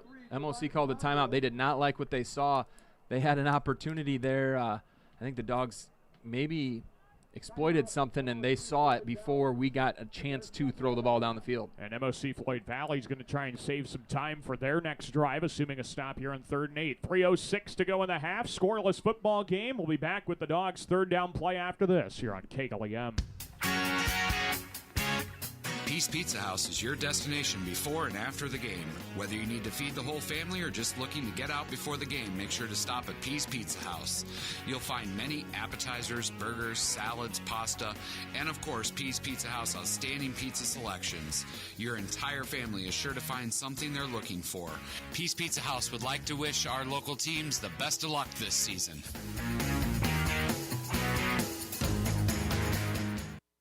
This is Chad Vanderweerd, and you're listening to Bulldog Football on KLEM. Well, we welcome you back to Corver Field, Develois Stadium, alongside Gabe Davis. Daniel Versteg with you. 6-0 MOC-Floyd Valley lead. 3:06 left to go before halftime. It is 3rd and 8 for the Bulldogs after the MOC-Floyd Valley timeout. Their 2nd of the half. Jamie Sitzman out of the pistol, turns, bootlegs right, looking to throw, dumps it off Grant, makes the juggling catch up the right numbers to the 40, and he is hitting the open field at the 41. And they're going to say short by a couple of yards, and now Grant Hegstead is pleading for a timeout. He gets it. That'll be the third and final timeout of the half for the Dutch. So it'll be 4th down and about 2 yards to go for the Dogs at their own 41-yard line when we come back. And we'll have the final 3 minutes of this this first half when we come back here on KLEM. Siouxland Glass is so glad you're supporting local athletes and listening to this great matchup. Siouxland Glass wants me to tell you that if you have a chip or crack in your windshield or need the whole thing replaced, you can call them at 540-9080. Siouxland Glass. Klein Insulation can provide you with a complete insulation system for your attic, crawl spaces, and foundation walls. Call Kyle with Klein Insulation at 540-5691. That's 540-5691. This is Caleb Brewer, and you're listening to Bulldog Football on KLEM. We welcome you back to Orange City, Corver Field, alongside Gabe Davis. Daniel Versteg with you. 2:55 remaining in the first half. Dogs looking to punt here on 4th and 3 from their own 40-yard line. The Dutch do bring a rush. High snap. Augustine gets it down. A right-footed high kick. Lots of hang time. This bounce at the 34. It's going to take a roll up into Dutchman territory, and it's down at the 29-yard line, and a penalty flag is back behind the play. See what they do here. Yeah. It's going to be a hold on us. Yeah, so it's not going to be a roughing the kicker or anything that would give the Dogs a first down. But you want to give up time, or you just want to take the ball? We didn't have a great punt to begin with. Right. So I would assume they just take the ball. I would assume so, too. I really wish they would have kept the ball where it was at instead of walking around with it so they knew where it was at. Right. Well, now they got to get the confirmation from Grant Hegstead to see what he wants to do and what decision he decides to make on this. We still don't have official confirmation on what the penalty is, and I think Ken Vigdal's probably wondering if he needs to bring his defense out or he needs to bring the punt team out. It looks like, they're going to re-punt it here. Well, that's kind of an interesting call, Gabe, because you brought that up. I mean, it was a 30-yard kick or so. They do call the holding, and so they aren't going to replay the punt. But, yeah, I think getting it at your own 29-yard line is probably a good outcome there. But I guess maybe the Dutch think they could try and block it here. That's obviously another factor. So the Bulldogs will have to re-kick it after the holding penalty. It's going to be officially 4th and 12. And now Ken Vigdal wants a timeout. Dogs didn't have 11 on the field. Yep, and that happens because I think we had 9 on the field, actually. Yikes. Oh, not good. So a timeout from Ken Vigdal, 2:43 to go in the half. The Bulldogs have one more left. We'll keep it here, yeah, because you've got now you've got a scenario where the Dutch have potentially a longer field to go. They took 5.5 minutes to score on their last drive. You hope here, Gabe, that now if you can get a stop, you're going to get the second half kickoff. Hopefully that can lead to maybe a momentum shift come maybe the second half of this game. Yeah, and one thing that we have the advantage so often with Giovanni in the kick game, and we take that for granted. But we got the ball last time. We had a good return. We caught it on like the 15 and got out to the 35-yard line. So we're going to have that advantage. We're going to have good field position. Now the defense needs to make sure nothing weird happens here. Right. First, the punt team has to do that, and then we have to cover, and then we play defense, and maybe we get a turnover. If not, let's just hold them to nothing. So now they're lined up ready to punt. Just one timeout remaining in this half. It is in Lamar's pocket. Tyson Augustine gets it kind of off the side of his foot to the right sideline, and that was a good call by the Dutch. The penalty is going to end up netting them about 20 yards from the original punt out of bounds. This one goes out at the Dutchman 46-yard line. And so MOC-Floyd Valley will have about half the field to go with 2:38 to play in the half. No timeouts, and leading your Bulldogs 6-0. That's always such a weird thing to me, how they line up where it went out of bounds. They have one guy way back where the guy punted it from and another guy walking on the sideline, and they're just like, yep, that's the position. It always seems weird to me, like that's the best option. Yeah, I mean, it's I'm glad I don't have to do it. Absolutely. That's for sure. Here's 1st and 10 for the Dutch at their own 46. Albers drops to throw, steps up in the pocket, rolls right, stiff arms Cass. He's running. He's looking to run up the right numbers. He's going out of bounds across midfield. Jaden Nelson escorts him out of the 48. It's a pickup of 6 to make it 2nd and 4. And again, we've seen Jaden come and fly up.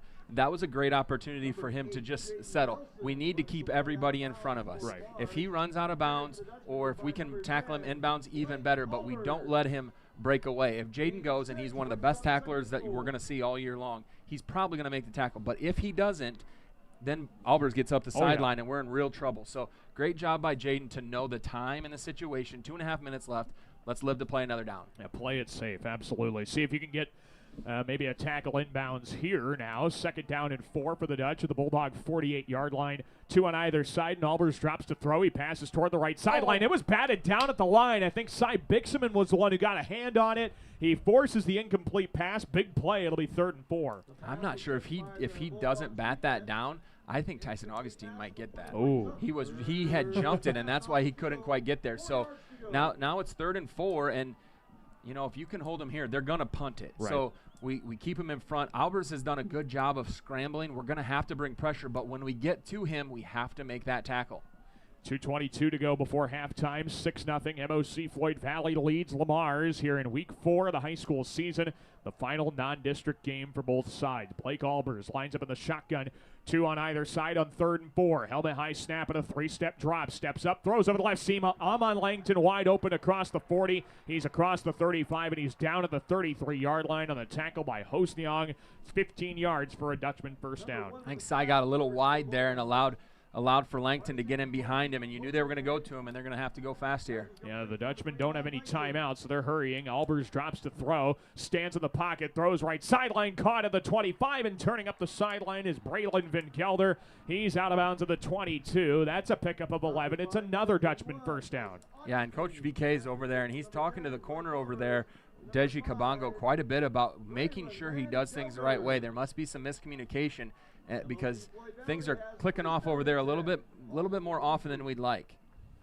Not so much good news here, but I do have good news to report from Jim Lorenzen Field. Galen Catholic leads the #1 team in the state, Woodbury Central, 16-7, still with 3 minutes to go in the first half. We're going to keep you up to date on that game all throughout the night as much as we can. 1st and 10 for the Dutch. 3 receivers left, 1 right from the Bulldog 22. Little screen pass, dump it off to Mazdum, and he sheds the first tackle, left numbers 20, and he's hit out of bounds by Giovanni Kabongo at the 17. That's a pickup of 5 to make it 2nd and 5. And again, he had to make Jaden miss, and that's not something he does very often. Right. He did there, but they've done a good job for MOC getting out of bounds, and they haven't had to worry about the timeouts. They only had 1 play where they've been tackled in bounds, so the Bulldogs really need to try to make sure they cover the middle, but then keep them in bounds. It's a tough job to do. Yeah, they've only taken a grand total of 42 seconds off this clock. Just 1:56 to go before halftime. They got plenty of time to make this a 2-score game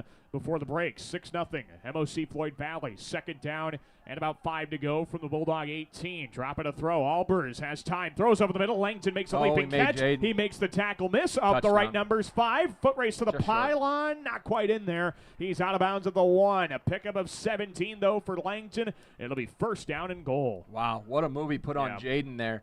He caught it, and just enough of a twitch to make Jaden miss. And again, Jaden doesn't do that. He is an excellent tackler, but he missed that one, and look for them to just power it in. They have 1:46 now. They can run any play they want. They can run it up the middle. They can run with their quarterback. They have tons of time. 1:46, 4 downs at the 1-yard line. That is a recipe for success for the Dutch. And a nightmare here for the Bulldog defense, down 6-0 and trying to not make it a 2-score game. It is going to be Albers lining up under center, I formation. Probably a quarterback sneak coming. Takes the snap.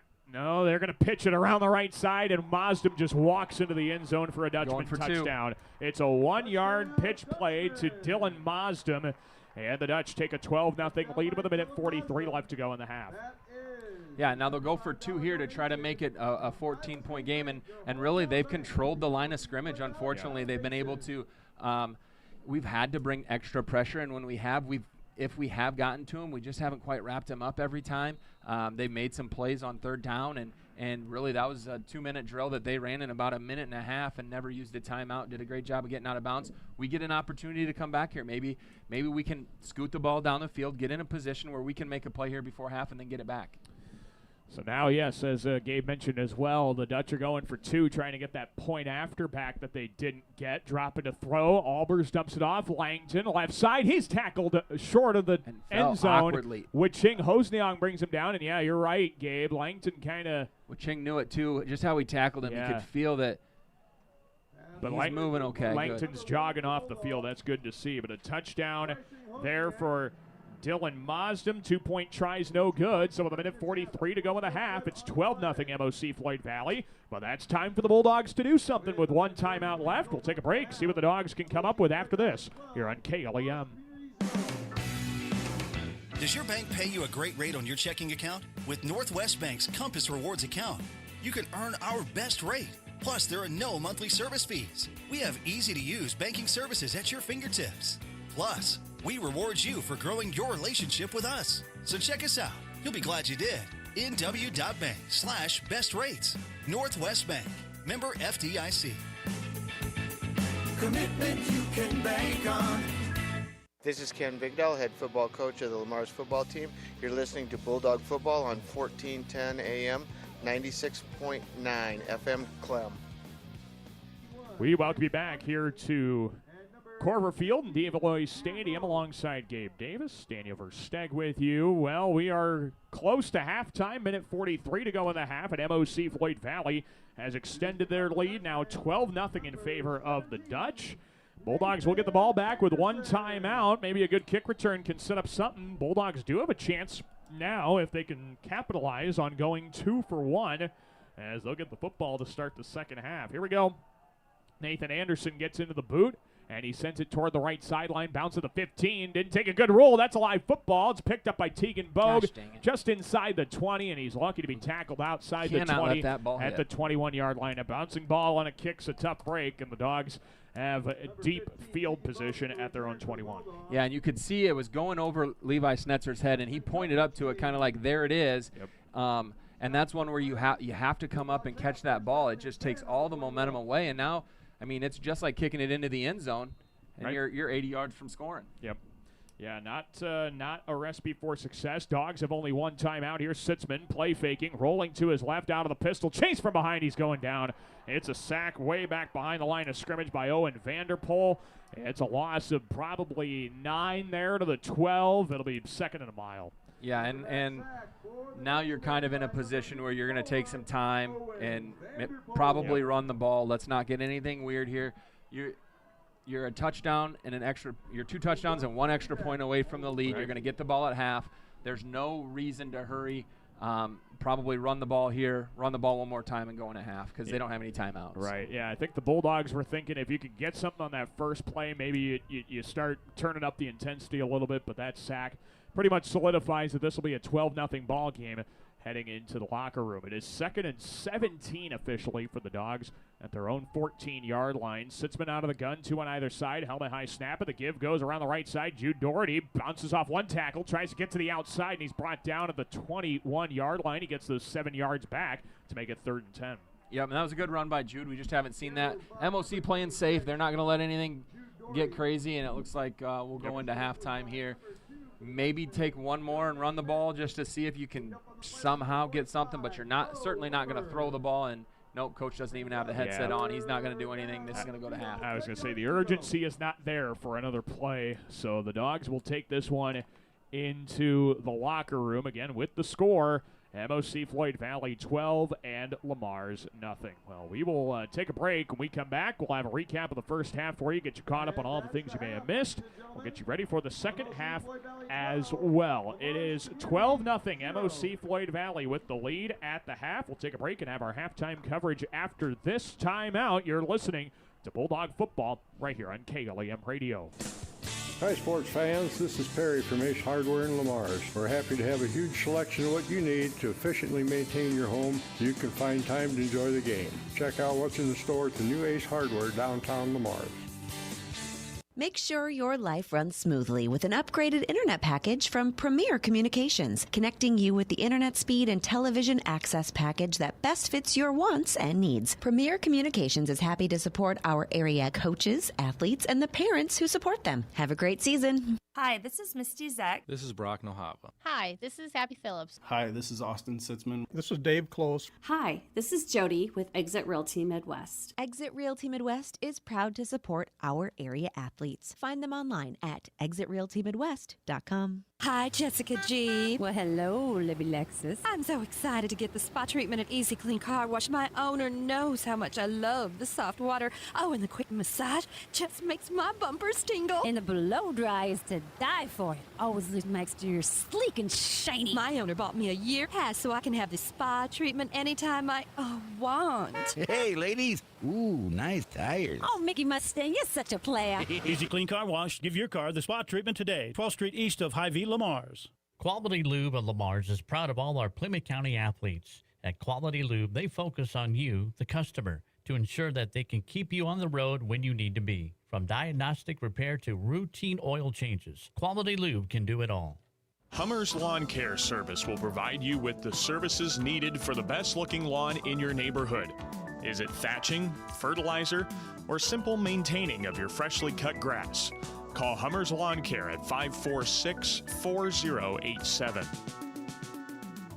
A home is a safe place to be, a roof over your head, and four walls to keep out the heat and cold. It's a child's laughter, a mother's song, and a father's strength. It's where we go for comfort and to share joy. It's your first school and your first church. It's where memories are shared. Hi, this is Julie Hurt, your Century 21 ProLink real estate agent. Whatever a home means to you, I am here to help you find the home you are looking for. Call 540-7757 and let me, Julie Hurt, help you make a house your new home.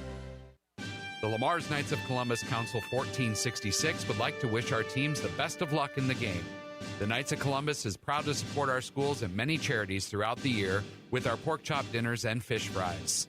Check out upcoming events by visiting their Facebook page at Lamar's KFC. For all of your commercial or residential concrete or construction needs, JMax Construction is ready for you.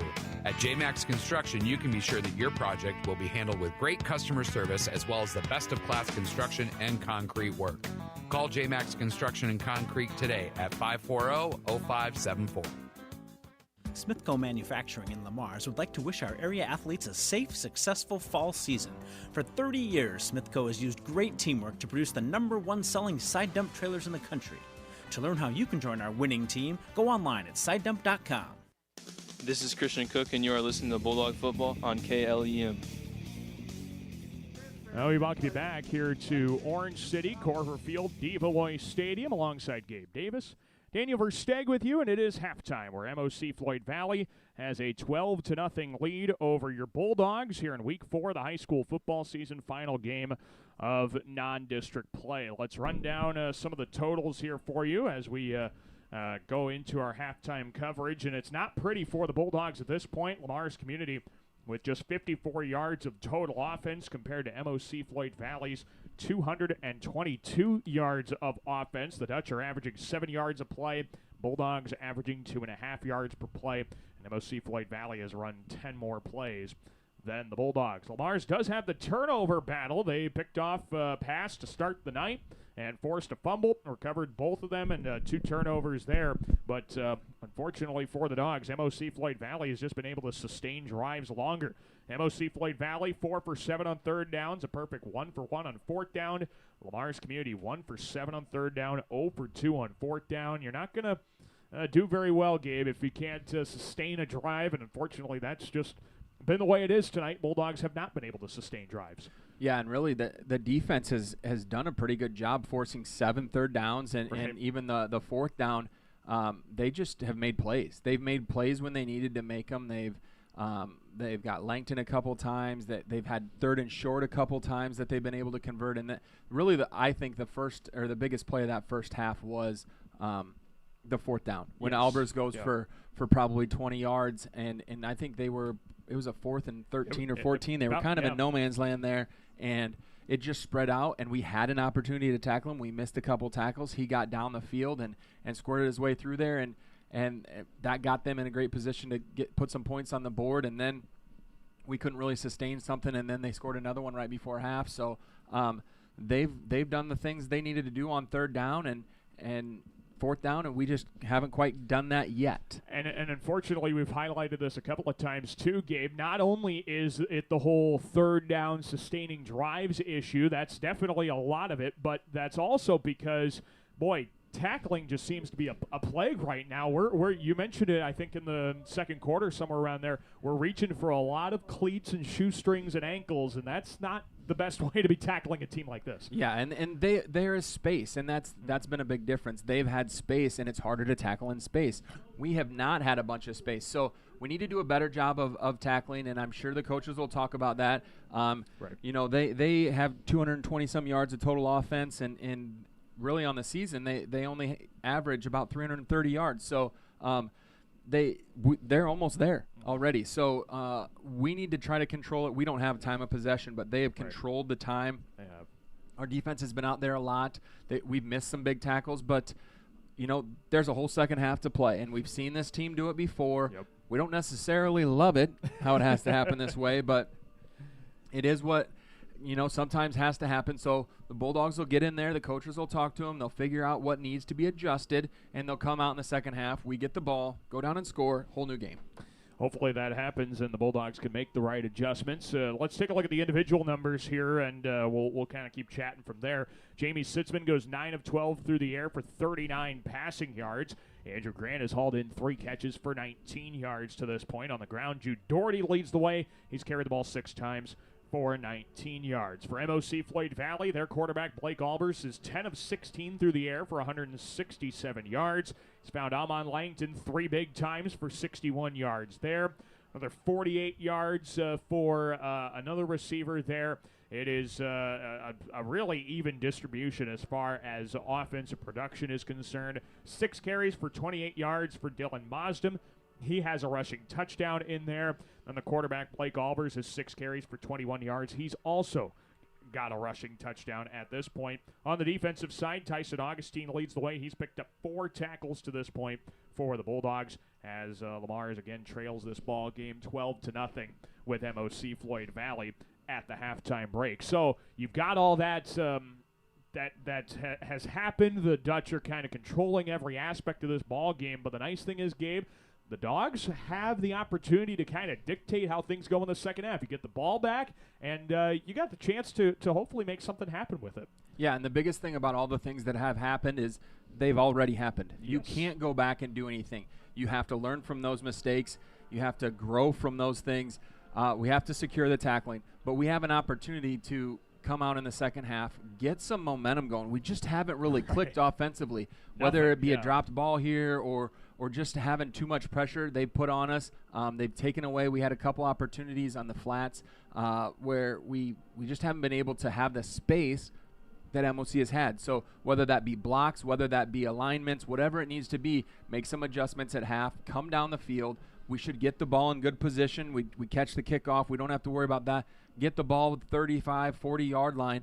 Have a 60-yard drive. I don't care how long it takes. Yeah. If it takes 7 minutes, so be it. Please, but plug away, get some points, and you're right in this game. You're a couple big plays away, and they've shown the propensity to that's a big word. That for is me. a big word. And I just spit that out. What That's was pretty that, good. 4 syllables? That's pretty good. Don't ask me to spell it.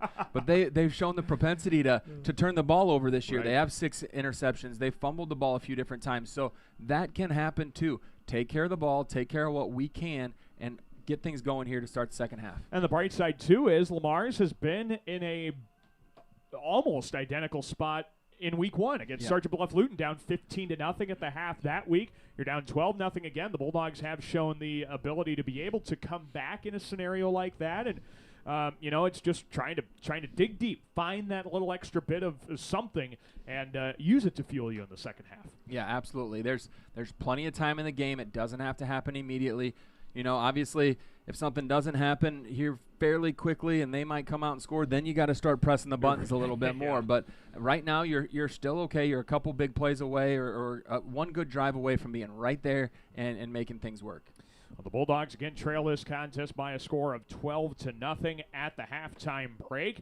Let's step aside here for just a moment. We'll come back, and when we do, we will have some scores for you around the area, try and get you caught up on all of the big football games happening not only in Plymouth County, but we'll also try and get you caught up on some of the games that are happening in Class 4A District 1 in particular, final week of non-district play. So everybody's trying to take some momentum into next week when the games count just a little bit extra. Take a break, and we'll have some scores around the area. When we come back, you are listening to Bulldog Football. It's right here on KLEM Radio. Sweet 16 Lanes is a proud supporter of our area athletes. When Lamar's or Galen wins, head over to Sweet 16 Lanes after the game. Show your team spirit with your apparel, buy your first game, and get your second game free. Celebrate the win at Sweet 16 Lanes. Top-notch automotive owners Jerry and Jason Mura can help with all your auto repair needs, from AC repair to transmission rebuilds, engine replacement, steering, suspension diagnostics, and more. Call 712-546-7430 or stop by Top-Notch Automotive, 1600 18th Street Southwest, Lamar's. Score big with the Sitzman Real Estate Team. Hometown realtors Shane, Peggy, Lance, and Patty are cheering the Lamar's Bulldogs and Galen Jays on to a victory. Buying or selling, call the Sitzman Real Estate Team today at 546-7881. Peace Pizza House is your destination before and after the game. Whether you need to feed the whole family or just looking to get out before the game, make sure to stop at Peace Pizza House. You'll find many appetizers, burgers, salads, pasta, and of course, Peace Pizza House outstanding pizza selections. Your entire family is sure to find something they're looking for. Peace Pizza House would like to wish our local teams the best of luck this season. Touchdown for great times at the Lamar's Eagles Club. Join us Tuesday nights for bingo, and don't miss our delicious Wednesday night burger night. Proud sponsors of local athletics, where the fun never stops. Visit the Eagles Club this week. Men's fashions, tuxedo rentals, and dry cleaning services. That's Measures Clothing Lamar's. Open weekdays 9 till 5:30, Saturdays 9 till 4. See Chad for your homecoming outfits and more. That's Measures in the middle, downtown Lamar's. You have worked hard to build your business, and Northwest Bank wants to help you grow it. Whether you need business lending, checking, savings, or treasury management services, Northwest Bank has the resources you need to make your business succeed. Experience the highest level of customer service and competitive rates in our community. Bank where small business is a big deal. Northwest Bank, member FDIC, equal housing lender. Northwest Bank, commitment you can bank on. Hi, this is Tara Driscoll, physical therapist at Lamar's Physical Therapy. Did you know that we not only help athletes recover from injuries, we can also teach them how to avoid injuries through strength, flexibility, and agility? No doctor referral needed. Call us at 546-1718 for an appointment. Lamar's Physical Therapy, your hometown therapy provider.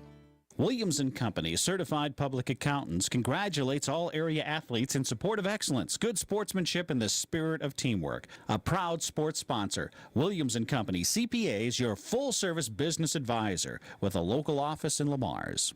Young and old alike enjoy the competition of high school sports. Some participate, some watch, and some remember how it was. It's only a game, but it offers great life lessons and memories that last a lifetime. A few thoughts from Dan and Lori Rexwinkle of Rexwinkle Funeral Homes in Lamar's and Akron. This is Jamie Sitzman. You're listening to Bulldog Football on KLEM. Well, we welcome you back here to Corver Field, Develois Stadium in Orange City, alongside Gabe Davis. Daniel Versteg with you. It is halftime, and MOC-Floyd Valley is up on Lamar's at the break, 12-0. This is week 4 of the high school football season, and it is the final week of non-district play for the bigger schools in classes 3A and 4A. Everybody else is in district play, and of course Class A and 8 player, they have an odd number of teams in each district, so that gets spread out a little bit throughout the season. But again, halftime here and a 12-0 MOC-Floyd Valley lead. The Bulldogs will get the second half kickoff, as we kind of talked a little bit before heading into the commercial break there. Well, let's we promised you some scores. Let's try and bring you some scores from around Northwest Iowa. At the half, all of these games are at the halftime break around the area. We're going to start with our Plymouth County football games and involving our area teams. Start with the biggest one of the night at Jim Lorenzen Field in Lamar's. Galen Catholic with a 16-7 lead over top-ranked Woodbury Central. Boy, that will certainly draw the attention of some rankers in the various polls around the state. Good job by the Jays leading at the half, but still 24 minutes of football. Again, Galen leads at 16-7 at the break. Other leaders around the area, MMCRU looking to make it back-to-back wins. They're up big at the half on South O'Brien, 22-0. I think the plan is to chat with Kyle Oswald coming up tomorrow morning, joining Jeremy Schindler and Ken Vigdahl on the coach's corner. Third-ranked Remsen St. Mary's having no problem on the road in Dunlap against Boyer Valley. The Hawks lead at 30-12. And now the rest of these teams, they're all trailing around the area. 8th-ranked Hinton trying to avoid their first loss of the year. They're down to Ridgeview at the half, 6-0.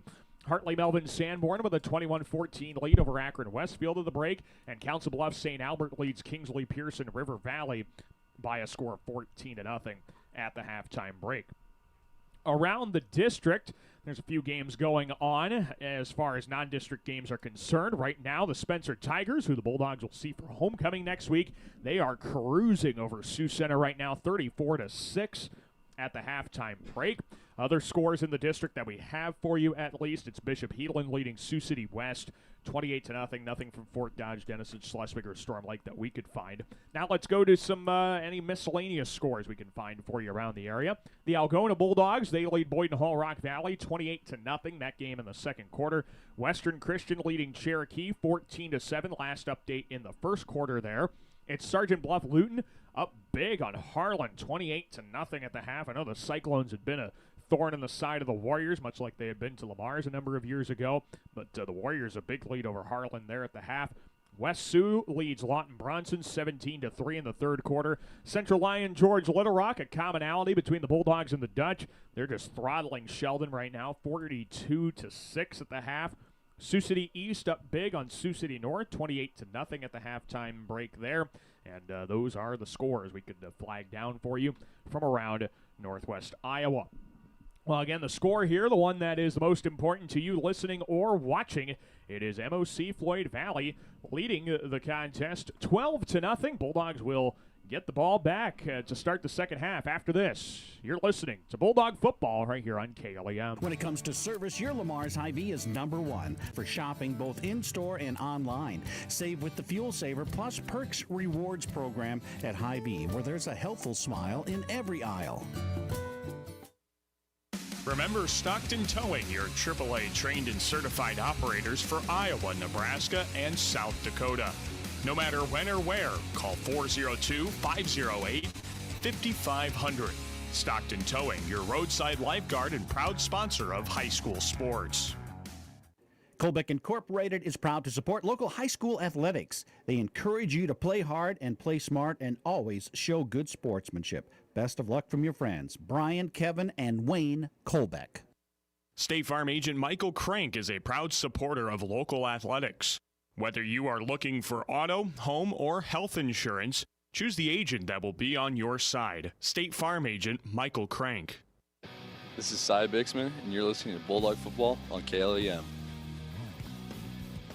We welcome you back here to Corver Field, Develois Stadium in Orange City, alongside Gabe Davis, Daniel Versteg with you as we get ready to start the second half of play. MOC-Floyd Valley with a 12-0 lead over the Bulldogs, but Lamar's community will get the football here to start the second half. So hopefully some good mojo here for the Dogs, who have to go to work. We talked about a little bit during the halftime break, Gabe. It's going to be tough if the Dogs cannot score on this first drive. They're going to have to start pressing, but as of right now, you've got a little bit of time. Just try and work what you need to do offensively and see if you can find the end zone. Yeah, and you know, scooting our returners up to the 15, making them kick it over our head. I haven't seen them kick it real deep. Let's see if we can get a good return, take off, get up to the 40-yard line, build some confidence through some positive plays here. Well, a couple of men deep back for the Dogs. Tegan Bogue, one of them, and Nathan Anderson sends it toward Bogue's way. He takes it from the 8-yard line. Right numbers, gets a run up. 15-20 toward the right sideline of the 25, and that's where he is ankle tackled, dropped. They're going to spot him at the 24 officially, and the Bulldogs will start with the football there. Just 2 first downs in the first half, so trying to sustain drives a little bit longer. Let's see what the Bulldogs can come up with offensively. Yeah, and this is a little bit maybe coach speak, so to say, but the Bulldogs got to have some energy. I mean, even on that play, MOC's bouncing around. They're excited, and we ran right by the guy that made that tackle. 2 guys ran right by it. So that can't happen. You got to have the energy for your teammates, for the name on your jersey. Let's get going. Here's Jamie Sitzman in the gun, 2 men in the backfield. He takes the snap, fakes the give. He's going to run it himself up the middle, trying to get around the right side, and he's only able to pick up a yard, maybe 2 to the 26-yard line. The keeper by Sitzman makes it 2nd and 8. Yeah, and there's a little bit of space there. We got to seal that off a little bit more. Jamie had a little bit of an alley here, couldn't quite see it. They'll continue to go back to that. Looks like Jamie might get a few more carries than we're used to. Still a 12-0 MOC-Floyd Valley lead to start the second half. Early part of the third quarter, it's 2nd and long 8 from the 26. Sitzman, a straight drop back out of the shotgun. Quick pass over the middle. There was a penalty. Yep. There it is. They do throw the flag. And Levi Schnetzer got grabbed and wrapped up by the middle linebacker, Bo Weber. And they'll call the penalty on that. I think it's going to be defensive holding officially because I don't think Schnetzer was the intended target. Yeah, and it's hard telling because they were crossing. It was kind of a mesh concept. So they might give him the pass interference. Yeah, they are going to give him that pass interference, it looks like. So it's a first down, and we needed it. It's kind of funny because Weber kind of turned like, me? And it was a fairly obvious call.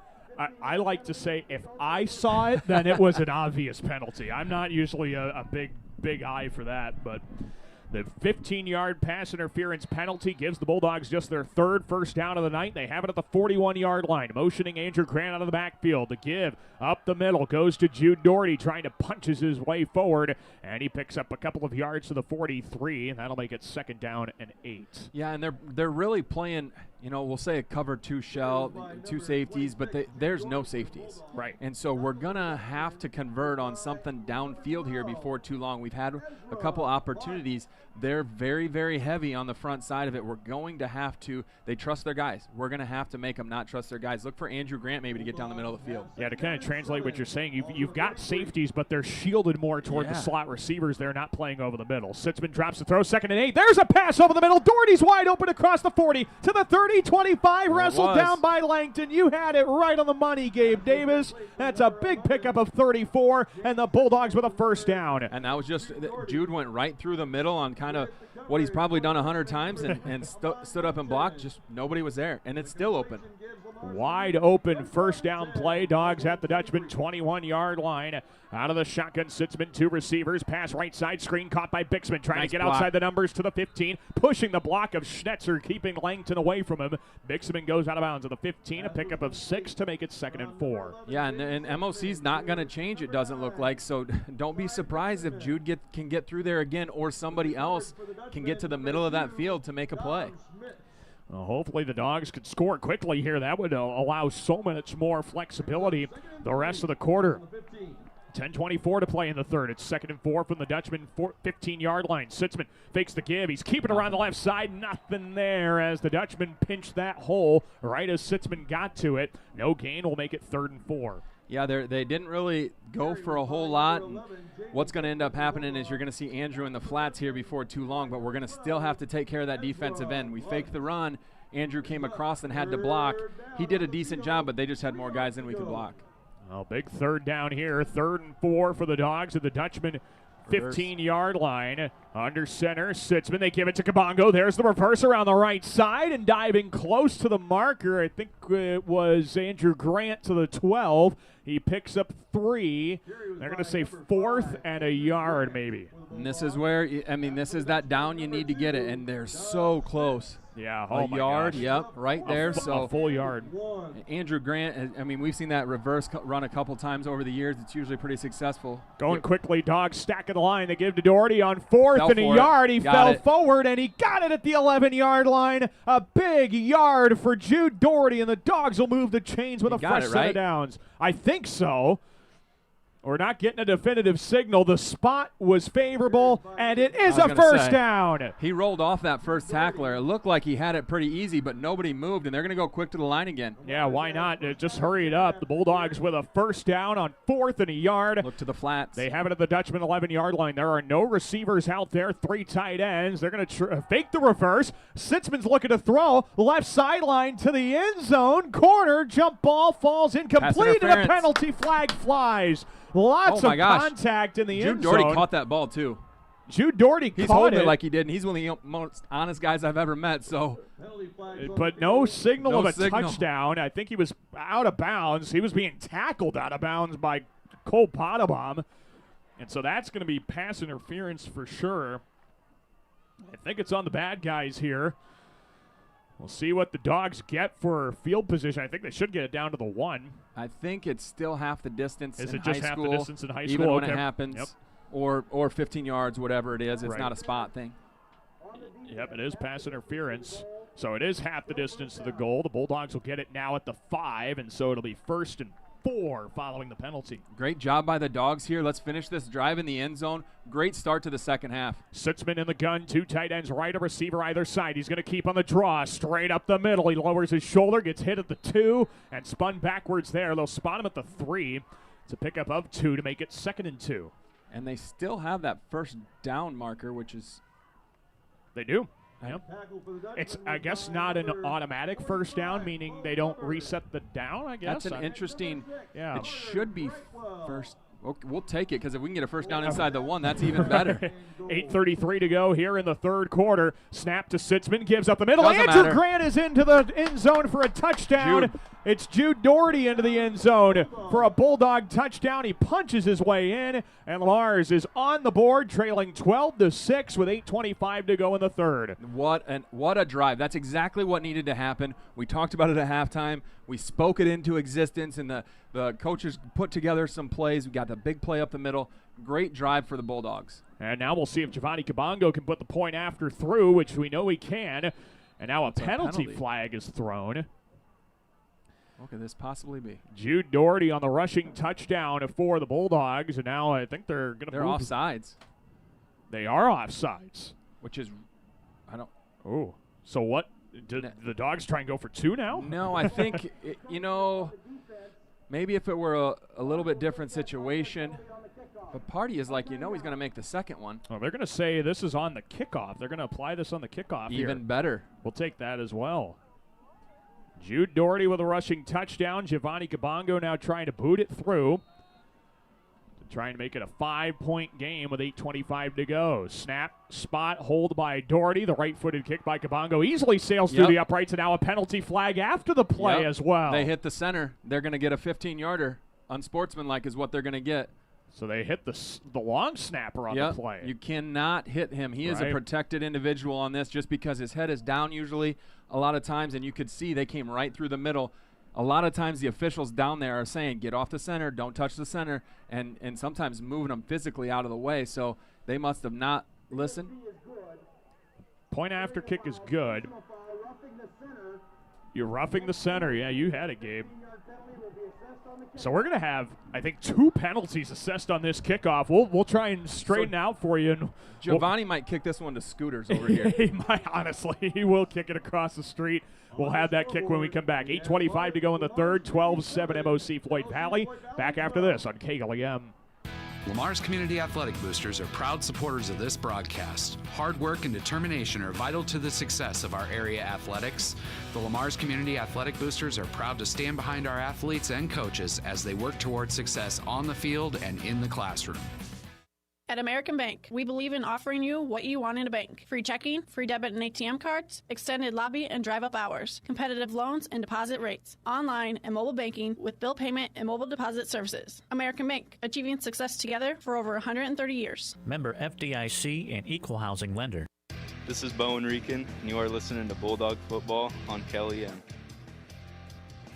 We welcome you back here to Corver Field, Devallois Stadium, alongside Gabe Davis. Daniel Versteg with you. The Bulldogs are on the board. A 12-7 MOC-Floyd Valley lead over Lamar's with 8:25 to go. here in the third quarter. So a touchdown run by Jude Doherty. Point after try was good. We also had 2 penalties that are being assessed on this kickoff, a 5-yarder and a 15-yarder, meaning Giovanni Kabongo is kicking from MOC-Floyd Valley's 40-yard line. He's just got 40 yards to the end zone. Onside kick this maybe. You could try an onside kick. Might try and get a little silly. Kabongo is going to try a little poocher over to the 20-yard line. Yes! It's Yes! Rican. He's got it at the 15. What a play. Good call. Let's go. What a kick by Giovanni Kabongo. He pooched it up the right sideline. Rican picked it up at the 14, and the Bulldogs will have it in the red zone. That is just such a weapon. I mean, he's a weapon in so many ways. Offensively, he does great. Defensively, he's been playing great. But to be able to place a ball there, and then Bone Rican, how many times we said his name tonight? I mean, he had those three catches, and then he does this. Now the Bulldogs have an opportunity to go in and score quickly here in the third quarter. What a start. And 1 touchdown will give the Dogs just a 1-point lead here right away. No point after necessary. Sitzman, 3 men in the backfield. Now here's the shifts and motions Coach Vigdahl told me about in the pregame. Sitzman by himself in the gun, takes a helmet high snap and a deep drop. It's a little slip screen to Augustine. Ball's deflected up in the air and incomplete. Oh, the Dogs dodged a bullet there. It'll be 2nd and 10. Yeah, a lot of moving parts there, a lot of things going on, and it was hard to track it all. I thought maybe they'd go to the side. They protected it well. They set up the screen to Augustine. It was just a little bit too much heat on it. You're still in a good position, though. 7:38 to go in the third. 12-7. MOC-Floyd Valley leads. The Bulldogs got the ball back on a pooch kick that Bowen Rican magically recovered just before going out of bounds. Helmet high snap. Sitzman, quick pass over the middle. Caught by Augustine at the 5. He keeps fighting his way to the 2-yard line. It's a 12-yard pickup. It's 1st and goal. And you know, I'm not going to lie. Well, we'll let this play go, and then we'll do some more talking because they're going quick. Yeah, they're going to try and hurry it up. 1st and goal from the 2. They shift Doherty from the right to the left hip. Sitzman drops. Quick pass over the middle. He throws wide. An incomplete looking for Augustine. It'll be 2nd and goal from the 2. Yeah, he was so quick to Augustine. I think if he just pitches it out to Jude walks to the pylon. But you know what? When it's been hot, you keep going to it. But people might be sitting there, and I myself, I'm going, what? Where was this in the first half? Right. Coaches do such a good job that it's hard to remember we got to play a second half. And if you can hold some of this, it's really hard to adjust to these things on the fly. So Bulldogs held on to it the first half, and now we roll. Sitzman under center on 2nd and goal from the 2. Turns and gives to Jude Doherty. It worked the Dogs first lead. time. It works a second time. Touchdown Lamar's. Jude Doherty with his 2nd rushing touchdown of the night. The Bulldogs had their first lead, 13-7. 7:22 left in the third. Remember that thing I said about energy? Yeah, it's flipped. Oh, yeah. I mean, look at the other side. The student section's going crazy. They're having a good time.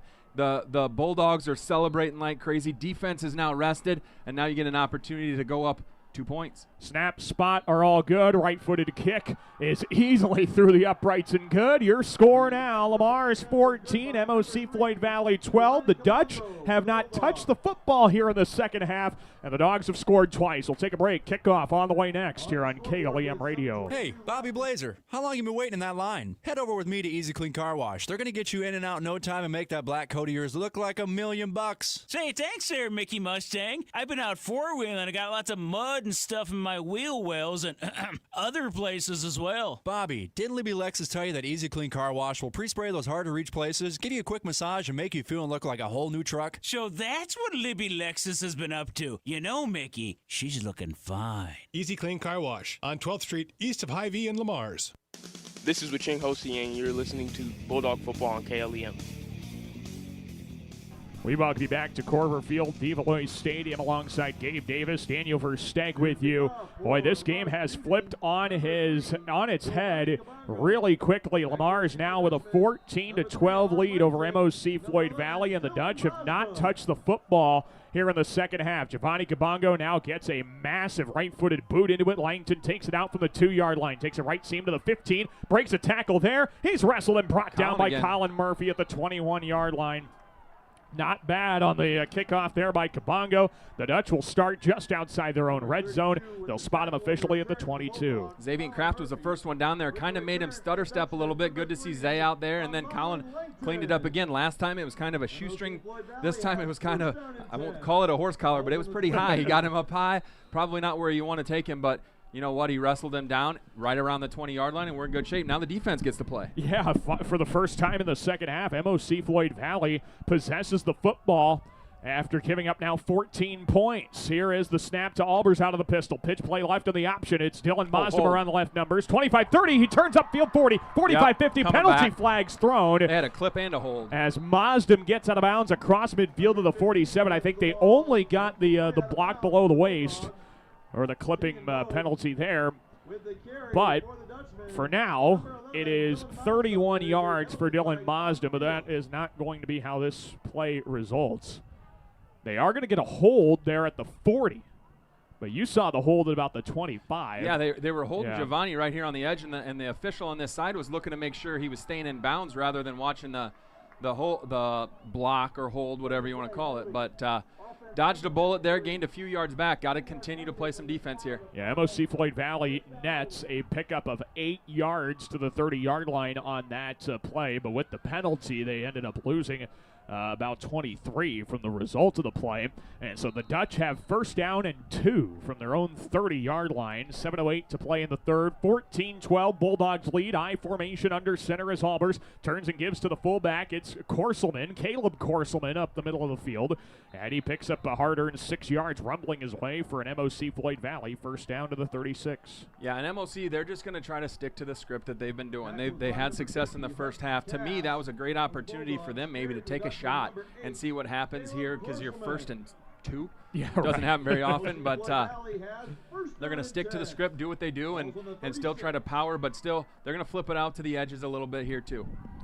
First down and 10 now for MOC-Floyd Valley. Ball spot at their own 36. I formation under center is Albers, a receiver either side. Turn, pitcher on the left side. Mosdom gets a good block around the outside. Now turns up the left numbers to the Jaden, 40. And a big no, hit. That was Hudson Cass makes the hit at the 43. Picks up 7. It'll be 2nd and 3. Yeah, that was one of those where you just see his head kind of jerk off to the side and whip around. So a good tackle, not until he gained a few yards. Got to secure things. They're really securing the edge here and getting around the outside, even in the run game. Yeah, credit to MOC-Floyd Valley. They're not hanging their hats right now.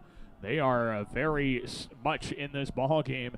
Down 14-12, 6 minutes to play in the third quarter. Out of the shotgun, Albers throws a screen right side on 2nd and 3. It's caught by Corselman. Makes the first man miss up the right seam across the 45. A player's down for the Dogs up to the 49-yard line. A pickup of 6 for Corselman. That'll be a But hold. there is a penalty flag back at the 40-yard line. And so the Dutch will lose plenty off of this. And that's one where, Deji Kabongo went flying in there so fast, he got there before the receiver kind of expected him to get there. And so what ended up happening is he just grabbed him, and there was nothing he could do. So another opportunity for the Bulldogs to take advantage of this. Oh, they just got a 15-yard penalty. A penalty flag here on the near sideline. I think somebody was talking to the official. I think he told him to move back, and the gentleman decided not to move back and kind of stood there and looked at the official. And when you start puffing your chest, you're not in charge. I've learned over the years. You learned the hard way, yeah. So that's going to be another 15 on top of that. So the holding. Oh, just a warning. It's just a warning, okay. So a sideline warning is called on the Dutch. So only a 10-yard holding penalty will back MOC-Floyd Valley to the 33. But that still will put them at 2nd down and 13 yards to go. Yeah, Coach Hegstead was trying to talk to the official, and they had another coach down there that wanted to be out there listening, and he was told not to, and he didn't move quick enough. So he got warned. They do it again, there will be more of a consequence. That'll be a big penalty if that ends up happening here later in the game. Albers in the shotgun on 2nd and 13 from the 33. Helmet high snap. A screen pass is dropped by Dylan Mosdom, and are they going to say incomplete? They do. Incomplete forward pass. It'll be 3rd down and 13. And what a switch. You know, they're at 2nd and 2 or 3. Then they have the hold. I mean, they got the first down, but they have the hold on the outside on Deji. They're just kind of a little bit of an unravel right now. I don't know why the clock's running when it was an incomplete pass. Yeah, but you know what? It helps us more, I would believe, because we're up. So we'll take it as the clock rolls under 5 minutes. It continues to roll. Yeah, that was an incomplete pass. Should not be running. But then you also add the fact that, the Dutch got across midfield, and that holding penalty backed them up. So they have had 2 big penalties on this drive. 3rd and 13 now. Snap back to Albers. Drop it a throw. He passes over the middle. Langton's open up the left seam across midfield. 45, and he's tackled into the Bulldog territory at the 41-yard line. That's a pickup of 26 for a Dutchman first down. They're just running a little post corner is all they're doing, and the communication between our safeties, our outside linebacker, and our corner just are not what it needs to be. And we're letting one of the most explosive guys on the field, if not the most explosive guy, just run wide open. And the quarterback, when he doesn't have pressure, it's a pretty easy game. Yeah, that's a playing catch type of throw there for Blake Albers and Amon Langton. They've connected for that who knows how many times now. 4 catches, 87 yards for Amon Langton, one of the top receivers in Northwest Iowa. 1st and 10 now for the Dutch of the Bulldog 41. 2 receivers either side. Helmet high snap. Albers drops the throw. He's airing it out. Deep left sideline. Corselman open inside the 10. Walks into the end zone for a Dutchman touchdown. Caleb Corselman hauls in the 41-yard bomb, and MOC-Floyd Valley is right back on top. It's 18-14 Dutch. Same play. What they did is now 2 guys went to Langton, and then they ran it to the corner. So they're just gonna keep scratching where it itches, as Hayden Fry once said. When it works, you keep going to it, and when you have plays that build off of each other, it's easy to make those. Blake Albers finds Caleb Corselman a 41-yard touchdown pass. Right now, the Dutch are exploiting something with the Bulldog defense, and now Nathan Anderson is able to convert the point after try this time. So MOC-Floyd Valley's back on top, 19-14 Dutch, 3:58 to go in the third. Take a break and have more Bulldog football when we come back on KLEM. Hi, this is Julie Hurt with Century 21 ProLink in Lamars, your local real estate expert dedicated to results. Whether buying or selling a home, call me, Julie Hurt, with Century 21 ProLink in Lamars at 540-7757. That's 540-7757. Lamar's Agri Center, your local source for top-performing Kent feed products, bulk grass seed, bulk bird seed, lawn care essentials, dust control solutions, and much more, all accompanied with exceptional service. The Lamar's Agri Center, your source for everything that grows. This is Jay Nelson, and you're listening to Bulldog Football on KLEM. We welcome you back to Corver Field, Devalloy Stadium, alongside Gabe Davis. Daniel Versteg with you. We went an entire first half with just 12 points scored. We've now gone just a little over 8 minutes of football action, and we have had 21 points scored. So it's amazing how a football game can kind of flip around like that. MOC-Floyd Valley, a 41-yard touchdown pass from Blake Albers to Caleb Corselman, and the Dutch retake the lead, 19-14, MOC-Floyd Valley, 3:58 to go in the third, and Nathan Anderson after his point after make. He sends this kick toward the right sideline. It's fielded by Tegan Bogue, right numbers 15-20. Trying to get a lead block across the 25, and he's brought down by Cole Potabom at the 27-yard line. That's where the Bulldogs will start this third drive, but for them offensively here in the half. Yeah, and that's the same thing that happened the previous time. Tegan has a wide open lane here, but there is one guy that we have 2 or 3 guys run past. We've got to pick that guy up, because if we do, there is a ton of space here. But we get the ball here, now we need to respond. It's been one of those games, and it's going to continue to be that through the second half. Yeah, I have a feeling this is only a precursor for what we're going to see in the next 16 minutes of regulation, if not to more after that. Jamie Sitzman out of the shotgun, 2 on either, 2 left, tight end right. He gives straight up the middle. It's Jude Doherty, and there's not much there for Jude as he's wrestled down at the 29. A pickup of 2 is going to bring up 2nd and 8. And that's the one thing that these guys have that a lot of teams don't, and where Jude's had his success, he's been able to run through guys. Yeah. When you run into number 45, he's not moving. He's a big fella. You run into Punt or some of those guys, they're not moving. So we'll have to continue to pepper the outside a little bit and see if we can get on the middle. 2nd down and 8 from the 29. Snap to Sitzman. Pump fake short. He's running right. He dumps it off Doherty. He's got a lot of green grass. 35 to the 40. He's upended across the 40 to the 44-yard line. A 14-yard screen pass. 15 yards to Jude Doherty. Bulldogs have a first down. That was a great play. I don't know if it was specifically designed like that, but it worked well. And then Tyson Augustine did just enough not to block on the edge when Amon Langton kind of got in there. So Bulldogs are now moving the ball again, feeling confident with what they're doing. Now under 3 minutes to go in the third. Dogs trail MOC-Floyd Valley 19-14. Exactly 2:48 to go in the third quarter, to be specific. It's 1st and 10 for the Dogs at their own 44-yard line. And now Lamar's trying to take a little bit of time off. They're looking over to the sideline, getting the play call. Now they line up. Out of the shotgun is Sitzman. 2 receivers, right turns, fakes the give, and a fumbled handoff. Loose football's picked up by the Dutch. Owen Vanderpool dives on the fumbled handoff. MOC-Floyd Valley will get it deep in Bulldog territory. Yeah, and that just it just got hit out of Jamie's hand, and they practiced that, and it happens every once in a while. The more times that people have their arms around it, the more opportunity there is for it to drop on the ground. It just kind of, Jude came through, knocked it on the ground, and it fell. That's just plain and simple. And then Jamie tried to fall on it, pick it up, but by that time, Vanderpool was already there. So MOC gets what they want now. Yeah, now they have a chance to go back up by 2 scores, 19-14 Dutch, and now the Dutch deep in dog territory at the 42-yard line. We'll see what they can come up with offensively, see if the Bulldogs can make enough plays to keep this one a 1-score game. I formation. Under center, Blake Albers takes the snap, makes the give. He's looking to throw. Left seam for Amon Langton. Makes the catch. 15 down to the 10 and tackle inside the 10-yard line by Waching Hosniong at the 6. That's a pickup of 36. It's 1st and goal for the Dutch. Yeah, and we talked about it early. He's explosive, and when he has time, and you can't send pressure every time because it opens up so many other opportunities. So the Bulldogs are going to have to bow their neck. I see some people wiping it off their chest, trying to wipe it off the whatever the bad plays have been, and try to get things rolling again. 1st and goal now for the Dutch at the Bulldogs' 6-yard line after a 36-yard completion to Langton, who's over 120 yards tonight. I formation. Under center, Albers turns fake and gives to the fullback. Touchdown. Caleb Korselman sheds a few arm tackles. He's in for a Dutchman touchdown. Caleb Korselman, the touchdown reception earlier here in this quarter. He punches it in from a 6-yard touchdown run. And now MOC-Floyd Valley leads at 25-14, a minute 52 in the third. Yeah, and they've kind of done what they needed to.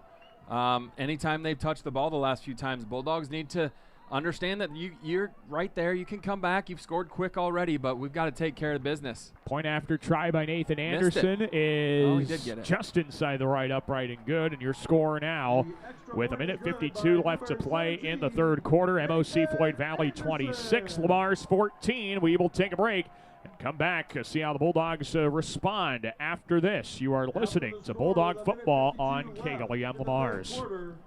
Being on the winning team in Northwest Iowa for over 130 years, Iowa State Bank is a proud supporter of all our area high school sports teams. Iowa State Bank, we're ready for you. Advanced Eye Healthcare, Dr. Becky DeRuyter knows all of our student athletes need to keep their eye on the ball.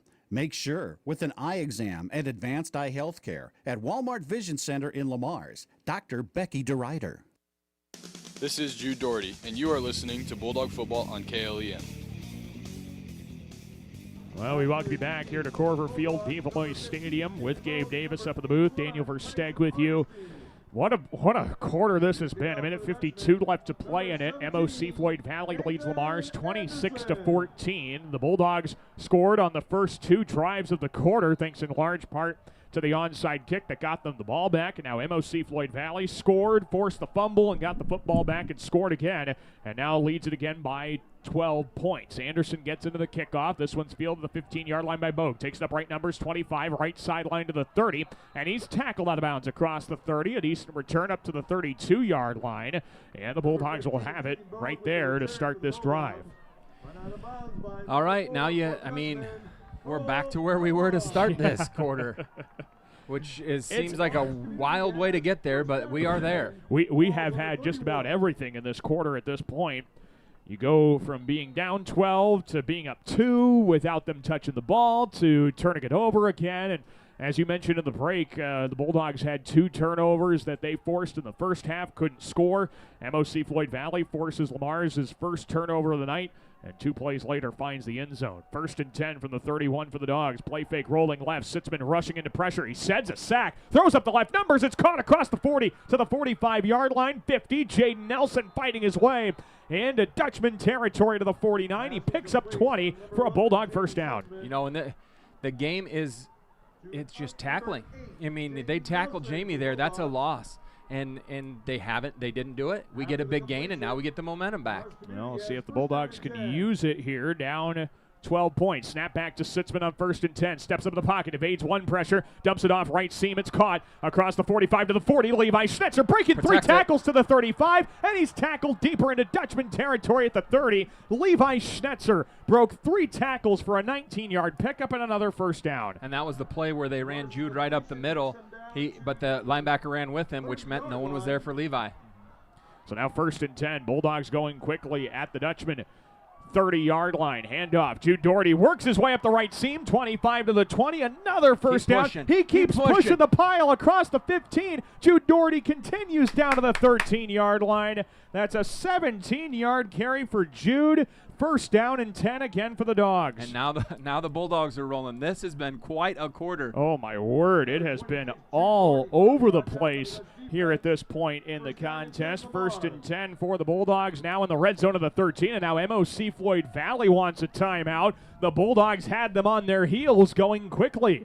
With a minute and 1 second to go in this third quarter, it is MOC-Floyd Valley 26, Lamar's 14. We'll take a break, and the Bulldogs will try and score when we come back on KLEM. Get more because you deserve more with Kylie Petty's Century 21 ProLink, serving Lamar since 2011.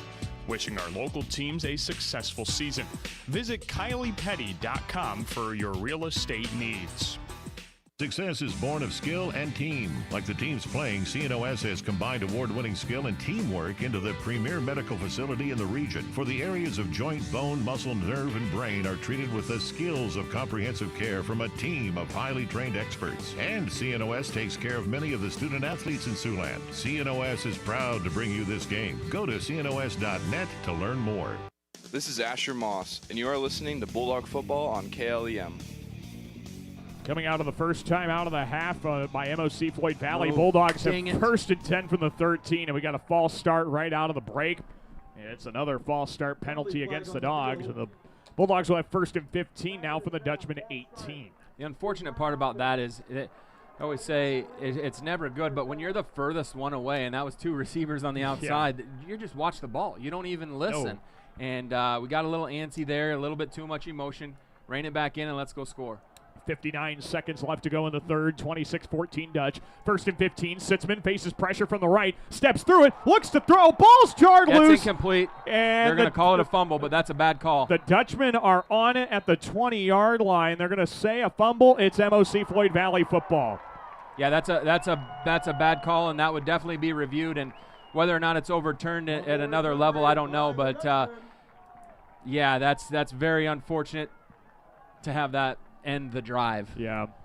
He was trying. He had brought the ball back, and it was trying to bring it forward, and that's, I think, when it was knocked out of his hands. So I think you could have made an argument that his hand was going forward for an incomplete pass. But regardless, there's not much you can do about it. The Dutch have the ball at the 21 now. Now you have to have stops. Any more points is and I'm not going to say it is a nail, but it makes it really, really tough to continue to skate around. So they're going to run the ball, but they're still going to try to get it to their playmakers. Under the I formation, Albers gives to the fullback. Korselman straight up the middle across the 25 to the 30, tackled forward to the 34-yard line. 13 yards, moves the chains for a Dutch first down. Yeah, and they're just physically imposing themselves on us up front. We've got to stay low and drive through, fill those gaps and make tackles. We're a little bit smaller out there now because of what they've had to do on the backside of things. So we'll see how this goes as Tyson comes out and Levi comes back in. And MOC-Floyd Valley's also got the benefit now of the clock on their side. So you saw Coach Grant Hegstead, he's just saying, all right, let's take our time, let's get the right play call, and let's run one more play here. 1st and 10 from the 34. Albers in the gun. A back on either side as he takes a high snap. Got it down. Handoff around the left side. And Korselman trying to go up the left numbers. Stiff arms the defender across the 40 to the 41. He's got 7. It'll be 2nd down and 3. And it will be that down and distance to go to start quarter number 4. Your score After 3 quarters of football, it's MOC-Floyd Valley 26, Lamar's 14. We're back with the 4th quarter after this here on KLEM. Galen Catholic School, excellence in education, leadership through Christ. For information, check their website at galencatholic.org. A home is a safe place to be, a roof over your head, and 4 walls to keep out the heat and cold. It's a child's laughter, a mother's song, and a father's strength. It's where we go for comfort and to share joy. It's your first school and your first church. It's where memories are shared. Hi, this is Julie Hurt, your Century 21 ProLink real estate agent. Whatever a home means to you, I am here to help you find the home you are looking for. Call 540-7757 and let me, Julie Hurt, help you make a house your new home. MRK Insurance knows that teamwork is dream work. At MRK Insurance, you get a great partner for all of your insurance needs. Visit them today on Central Avenue in Lamar's for a no-obligation quote for all of your insurance needs. That's MRK Insurance in Lamar's. This is Chad Vanderweerd, and you're listening to Bulldog Football on KLEM. Well, we welcome you back here to Corver Field, Develois Stadium in Orange City, alongside Gabe Davis, Daniel Versteg with you. As we put that 3rd quarter away, a very crazy 3rd quarter. Combined 28 points. MOC-Floyd Valley fall down by 2 and then retake a 12-point lead. It's 26-14. 2nd down and 3 for the Dutch. They hand off to the fullback, trying to punch his way forward, and nothing doing there for Caleb Corselman. He gets back to the line of scrimmage for no gain. It's 3rd and 3. Yeah, when the receiver splits out and he's only about 1.5 yards off the sideline, he's not going to be involved. Right. But what it does is it brings Waching Hosting out here, and he's no longer a tackler. He's no longer able to help in the flats because you can't leave him because they will sling it out here. So you have to respect it, but it's just window dressing. Yeah, it's just out there, and they'll probably do it again. It's a good design. It takes now you play 10 on 10. Yep. The football's a numbers game. Less people in the middle. You got more room to run. All that kind of good stuff.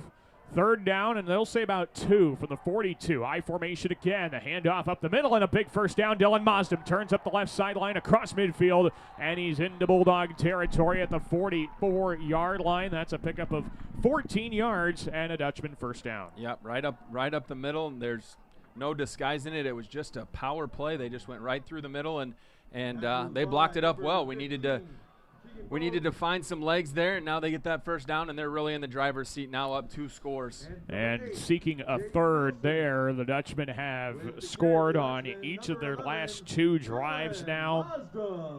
And actually, if you go back to the end of the first half, they've scored on 4 consecutive drives now.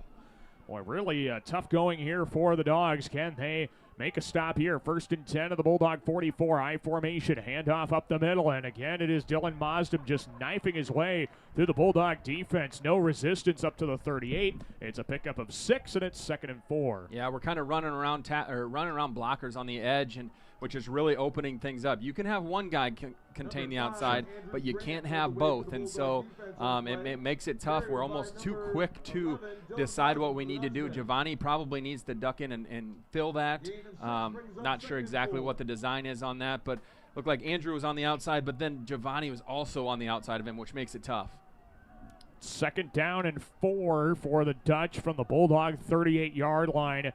Got to see if you can pick up a turnover here and get the ball back in some way. Under center, give to the fullback. Caleb Corselman doesn't get much of anything. A little 1.5 yards maybe up to the 37. It'll make it 3rd down, about 2. I'll be shocked if you don't see Mosdem with that very similar play to what you had before. Probably 2 down territory. You're not really out anything if you don't get it. A lot of discussion over here on the MOC sideline trying to figure out what they want. Coach Hagstad will run in the play or send the play in, and I'm assuming you go a run unless you're going to take a shot. Do want to give an update at Jim Lorenzen Field. Galen Catholic still leads top-ranked Woodbury Central 16-14. 10 minutes to go, and the Wildcats have the football there. Going to be a fun finish in town. 3rd down and 2 at the Bulldog 36. I formation. Albers gives up the middle. Maasdam first down. You called it there across the 30. They give it to Maasdam on the dive up to the 28. He's got 8 yards and another Dutchman first down. Just running lead, and pounding up the middle. It's we just gotta buck up and try to make a play sometime here. We're standing up and trying to push people and go around them. He hits the hole so fast that you don't have an opportunity. Some backs will allow you to do that because they're more of a read back. He is downhill and he goes, and so he's going to get 2 or 3 yards every time if we continue to do that. And now, Gabe, too, you got the clock factor. 8:34 to play in the contest. The Dogs are already down 12 and in danger of making it 18 or 19 at this point. And the Dutchmen are already running a ton of time off the clock. 1st and 10 for the Dutch at the Dog 28. There's some penetration. Up the middle. Look at and him now drive. dragging a defender is Corselman to the 25. He picks up 3. And that'll make it 2nd down and 7. Yeah, and we had him right there. It was good penetration there. We really got them in the backfield. I think that was Murrah that was right in there. Christian Cook made it tough, but they kept driving their feet, and we didn't bring a bunch of people to the party. Andrew Grant was getting blocked over here. It made it tough, so everybody's got to rally to the ball. We've got to find a play to make here. 2nd down and 7 will be upcoming here for the Dutch, as again, they are in no hurry to snap this ball with a whole lot of time left on the play clock. 7:40 to play in the contest. 26-14 MOC-Floyd Valley. The Dutch have run just 6 plays in this quarter, and they've taken about 4.5 minutes off the clock. 2nd down and 7 for the Dutch. For the Bulldog 25, handoff in the I formation, and it goes to Dylan Maasdam. He picks up 2 to the 23. That'll make it 3rd down and 5. Yep, and again, penetration. We've kind of flipped to a 5-6 man front there, 5-man front with a walk up on the outside. So we've got the guys there, and now we're containing the line of scrimmage. But what do we give up on the backside? Is this where they maybe take an opportunity to go to Langton, or go to one of their other receivers out of the backfield? Maybe even swing it out to a running back, because we don't have as much of a presence on the outside. Yeah, and we've seen what single coverage has done with MOC receivers tonight. It has been kind of a field day for the Dutch throwing the football. It's now 3rd down and 5 for MOC-Floyd Valley at the Bulldog 23. Handoff up the middle, and Dylan Maasdam works his way for a first down, sidestepping a defender across the 15 to the 14-yard line. Picks up 9, and another first down, another chance to chew clock for the Dutch. Yep, and they're not hiding it. It's the same play. It's the same play over and over. They know what they're doing. We're going to see it as many times as we want to here to keep them out of the end zone, because they're going to keep running it. And if they run another 3 minutes off the clock and get stopped at the 5, they don't care. No. At this point, they've won this 4th quarter already, because now we are approaching the halfway point of this 4th quarter. 6:15 to play. Bulldogs are still down 12, and again threatening to give up another 6 points. 1st and 10 for the Dutch, now in the red zone at the Bulldog 14-yard line. This is a masterful drive by MOC-Floyd Valley. Albers under center, I formation, gives to the fullback, and lowering his shoulder to get to the 12-yard line, I believe, is Caleb Corselman again.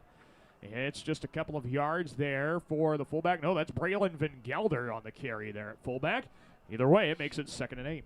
Yep, and the clock is ticking, and there's just not a whole lot we can do about it. We need to get this stopped. You don't want to burn timeouts too early, because then you're in trouble. So we're in a bit of trouble right here as the clock continues to roll. Yeah, you can't use timeouts now, because either way, Gabe, you're still going to have to get the football back at some point on top of getting the ball back here. Yep. 5:20 to play in the contest. 26-14 Dutch. It's 2nd and 8 at the Lamar's 12. Handoff. It's Dylan Maasdam out of the I formation.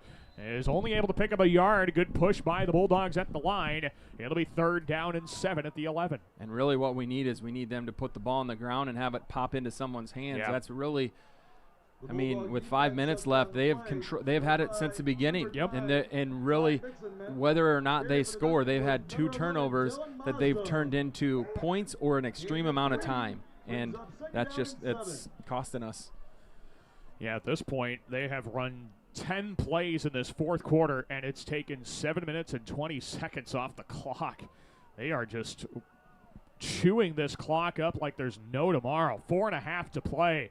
It's 3rd down and 7 for the Bulldog 11. I formation. Albers, play fake, rolling right, dumps it off. Catch made inside the 10. Walking into the end zone is Braylon Van Gelder for a Dutchman touchdown. 4:24 to play, and a perfect drive executed by the Dutch. Ends in an 11-yard touchdown pass from Blake Albers to Braylon Van Gelder, and it is 32-14. MOC-Floyd Valley has now scored on 5 straight drives. Yeah, and that probably seals the deal, unfortunately, with 3 timeouts and down 3 scores. We just had a great start to the second half and just couldn't really stop them. No. Even, at all. Even on that miss, that's 5 straight possessions of scores. Some have been quick. That one was a painful bleed, but they've kind of controlled everything. Point after try was no good, and with 4:24 to play, it's 32-14. MOC-Floyd Valley. Bulldogs get the ball. See what they can do after this on KLEM. Peace Pizza House is your destination before and after the game. Whether you need to feed the whole family or just looking to get out before the game, make sure to stop at Peace Pizza House. You'll find many appetizers, burgers, salads, pasta, and of course, Peace Pizza House outstanding pizza selections. Your entire family is sure to find something they're looking for. Peace Pizza House would like to wish our local teams the best of luck this season. This is Caleb Brewer, and you're listening to Bulldog Football on KLEM. Well, we welcome you back here to Corver Field, Develois Stadium in Orange City, alongside Gabe Davis. Daniel Versteg with you. MOC-Floyd Valley has scored on 5 straight possessions. They lead the Bulldogs 32-14 with 4:24 left to play in regulation. There is not a whole lot of time. Pretty much the only option here is to return the kickoff back or score on the first play. This is going to be a short squibber. It bounced at the 35, goes out of bounds. No time's taken off the clock, and a penalty flag will be thrown for an illegal kickoff out of bounds. Bulldogs will get some decent field position out of it. Yeah, they'll get it out at I believe it's a 35 if I'm right. Yep. So, or actually, they might get it further since it bounced out at the 29. I think it goes... Does it go 10 yards from there? No, they are going to get automatic 35. Okay. Unless it's beyond the 35, then it's a point of out of bounds, I believe. So, yeah, you're gonna have to go, and we're gonna see Jamie put the ball in the air. Unfortunately, it's a tall task right now to get things back where we need it to be.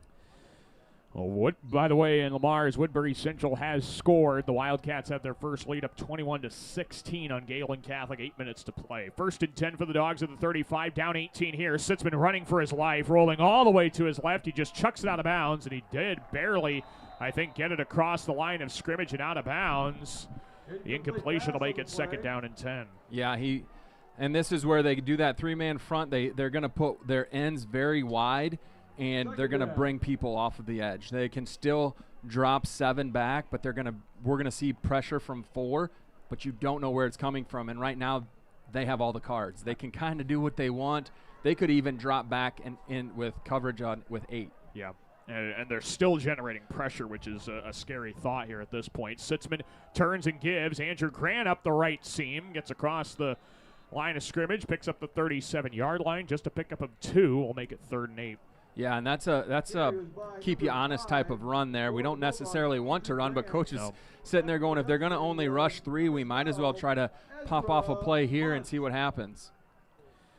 Only goes for 3, and now, the Bulldogs have to hurry. 3:50 to play. Down. Still no safety, though. 32-14. Yeah, no safety. That's kind of interesting here. 3rd and 7. They motion Grant out of the backfield. Sitzman looks to throw. They're going to take a shot up the right sideline for Tyson Augustine. Over the shoulder catch 30. 25-20. Sheds the tackle from Langton at the 10, and he gets into the end zone for a Bulldog touchdown. A 62-yard pitch and catch from Jamie Sitzman to Tyson Augustine. This game's not over yet. It's 32-20 MOC-Floyd Valley. Go for 1 or 2 here. If you go for 2, now you're a touchdown and a field goal. Oh, that is a good point there. Yeah.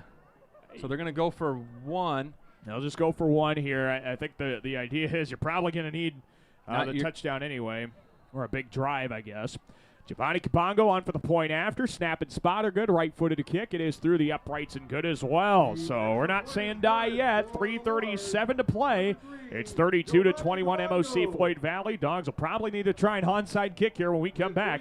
You're listening to Bulldog Football on KLEM. Murphy Collins and McGill PLC in Lamar supports our local student athletes, trusted for generations with reliable legal guidance. So when you are in need of legal services, consult with one of the attorneys at Murphy Collins and McGill PLC, located at 38 First Avenue Northwest, Lamars, Iowa. Supporting our students in their endeavors at school is important to Prime Bank. Making sure that our students have the best chance for success is why we work hard to provide our backing. Prime Bank wishes all of our teams and groups good luck. This is Ken Bigdahl, head football coach of the Lamar's football team.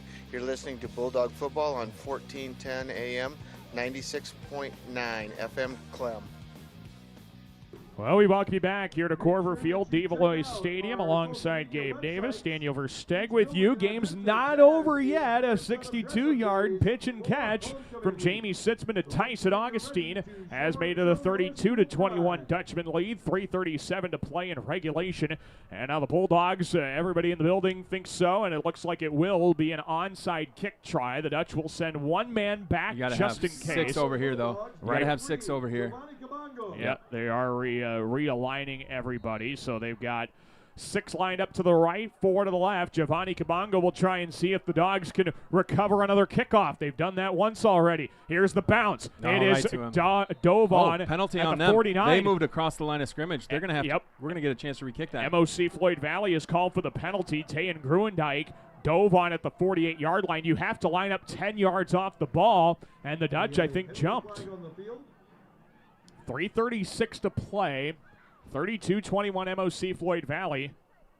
Yeah, I think it was punt maybe. He went flying up to – a lot of times you have blockers on this, even though it's kind of limited on what you can do, but you have guys that are supposed to catch it and guys that you don't want to necessarily catch it. And I think punt or maybe number 12 there, somebody came flying up just to take someone out. So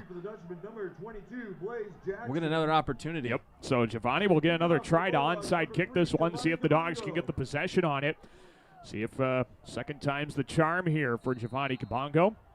6 to the right, 4 to the left. Kabongo runs up on it. He gets an awkward hop, bounces by one. Ball's loose at the 38. I think the Dutch are back on it, though. Boy, that thing was loose at the last second. And MOC-Floyd Valley's on it at the 38-yard line. Big recovery from Carter Brightwell. And the Dutch will have the ball, but the Bulldogs do have all 3 timeouts. Yeah, you got 3 timeouts, and you know, this is where you just have to get a stop. 1 timeout pretty much seals it. Right. Pretty darn close anyways. But if you can force them 3 and out, take some timeouts, get the ball back with 3 minutes, 2.5 minutes left. The door stays cracked. It's there. There's an opportunity. It's not open wide, but the door stays open if you can get a 3 and out. So we'll see. Mr. Mazdam's going to get the ball here. Yep, 1st and 10. There is the handoff to Mazdam up the left seam. He gets hit hard at the 41-yard line. A pickup of 3 will make it 2nd and 7. Not going to burn it yet. No timeouts yet. So just 3 yards there for Mazdam. You have enough time that you can kind of play around with this just a little bit. Now, if this were like 2 minutes to go in the game, you'd have no option. But right now you have a little bit of wiggle room as far as the time's concerned. Yeah, and really, I mean, ultimately that's what it comes down to is getting that stop. They're not going to snap the ball until under 5 seconds left. So ideally with just 1. Yeah.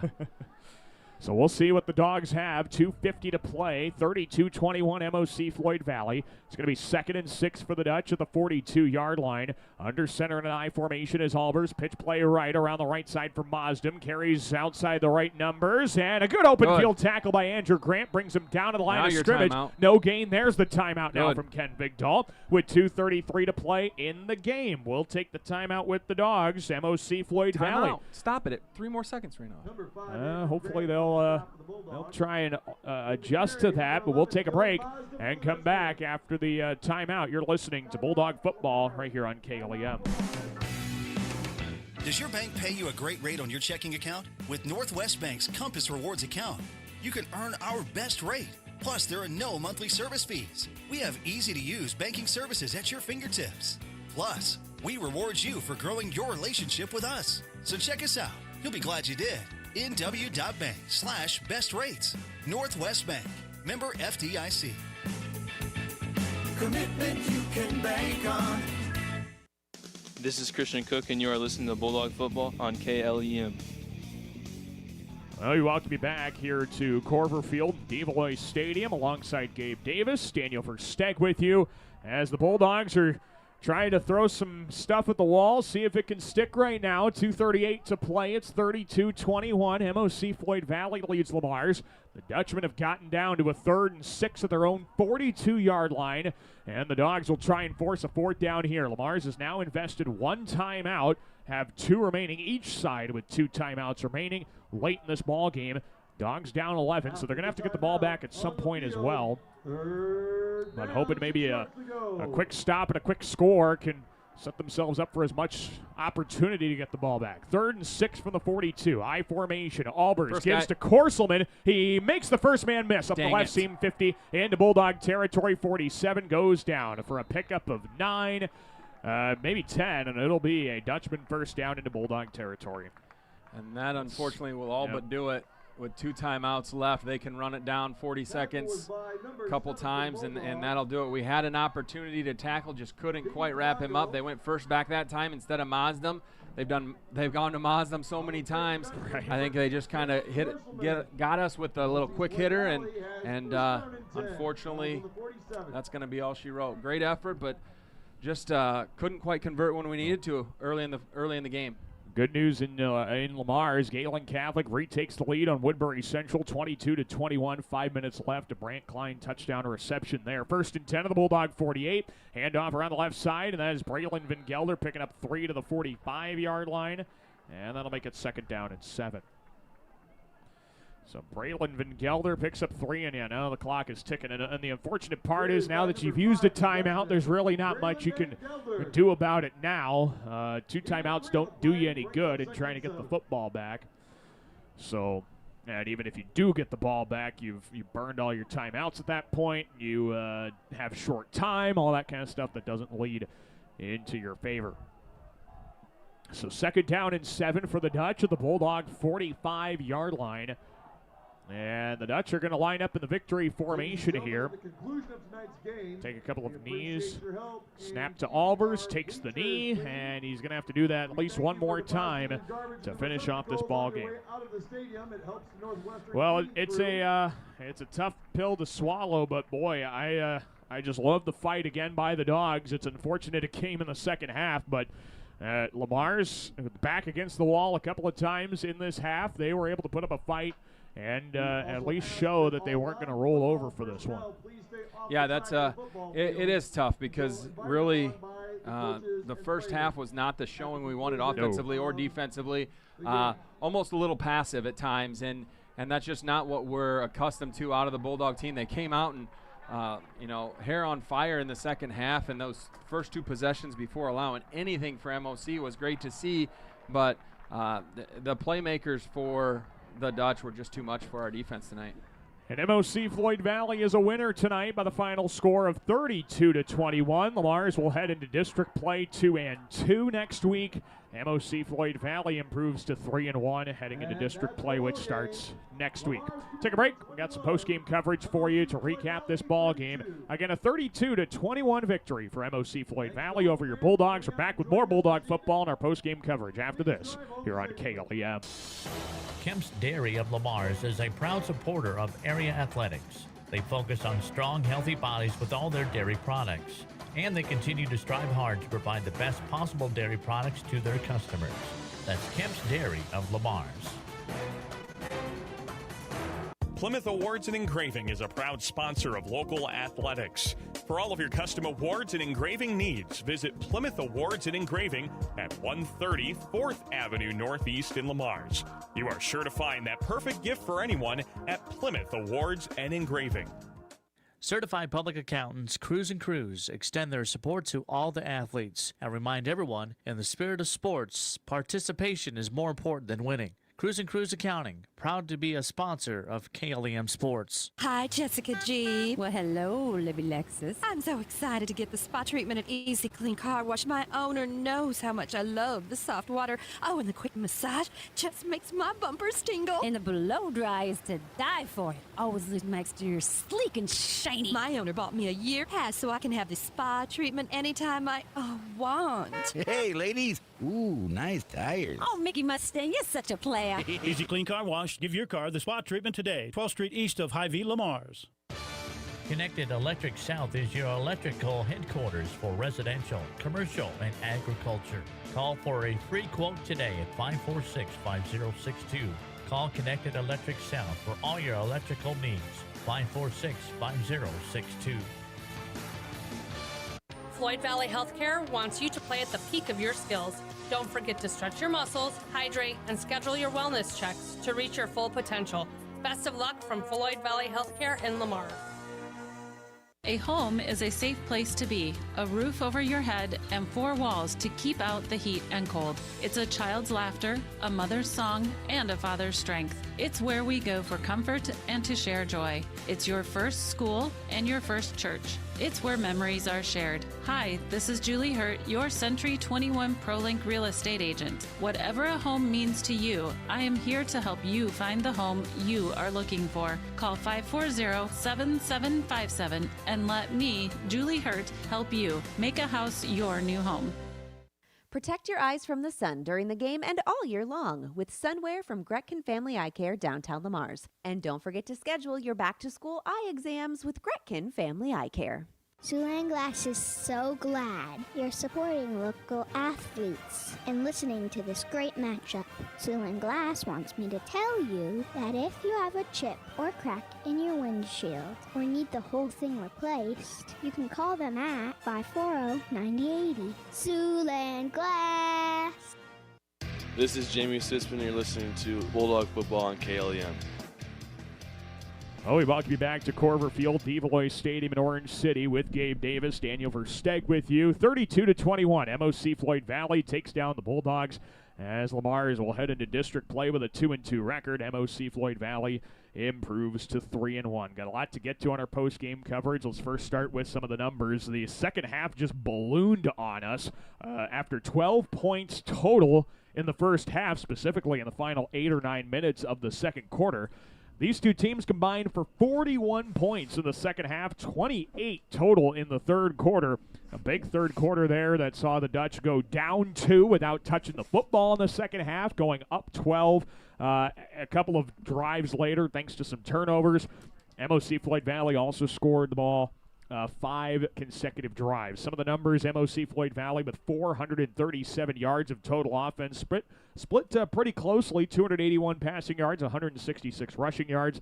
The Bulldogs go for 209 passing yards. Just could not get enough going on the ground. The Bulldogs ended up turning the ball over twice. MOC-Floyd Valley turns it over twice as well. Leading scorer for the Bulldogs, Jude Doherty, 12 carries for 46 yards and 2 touchdowns.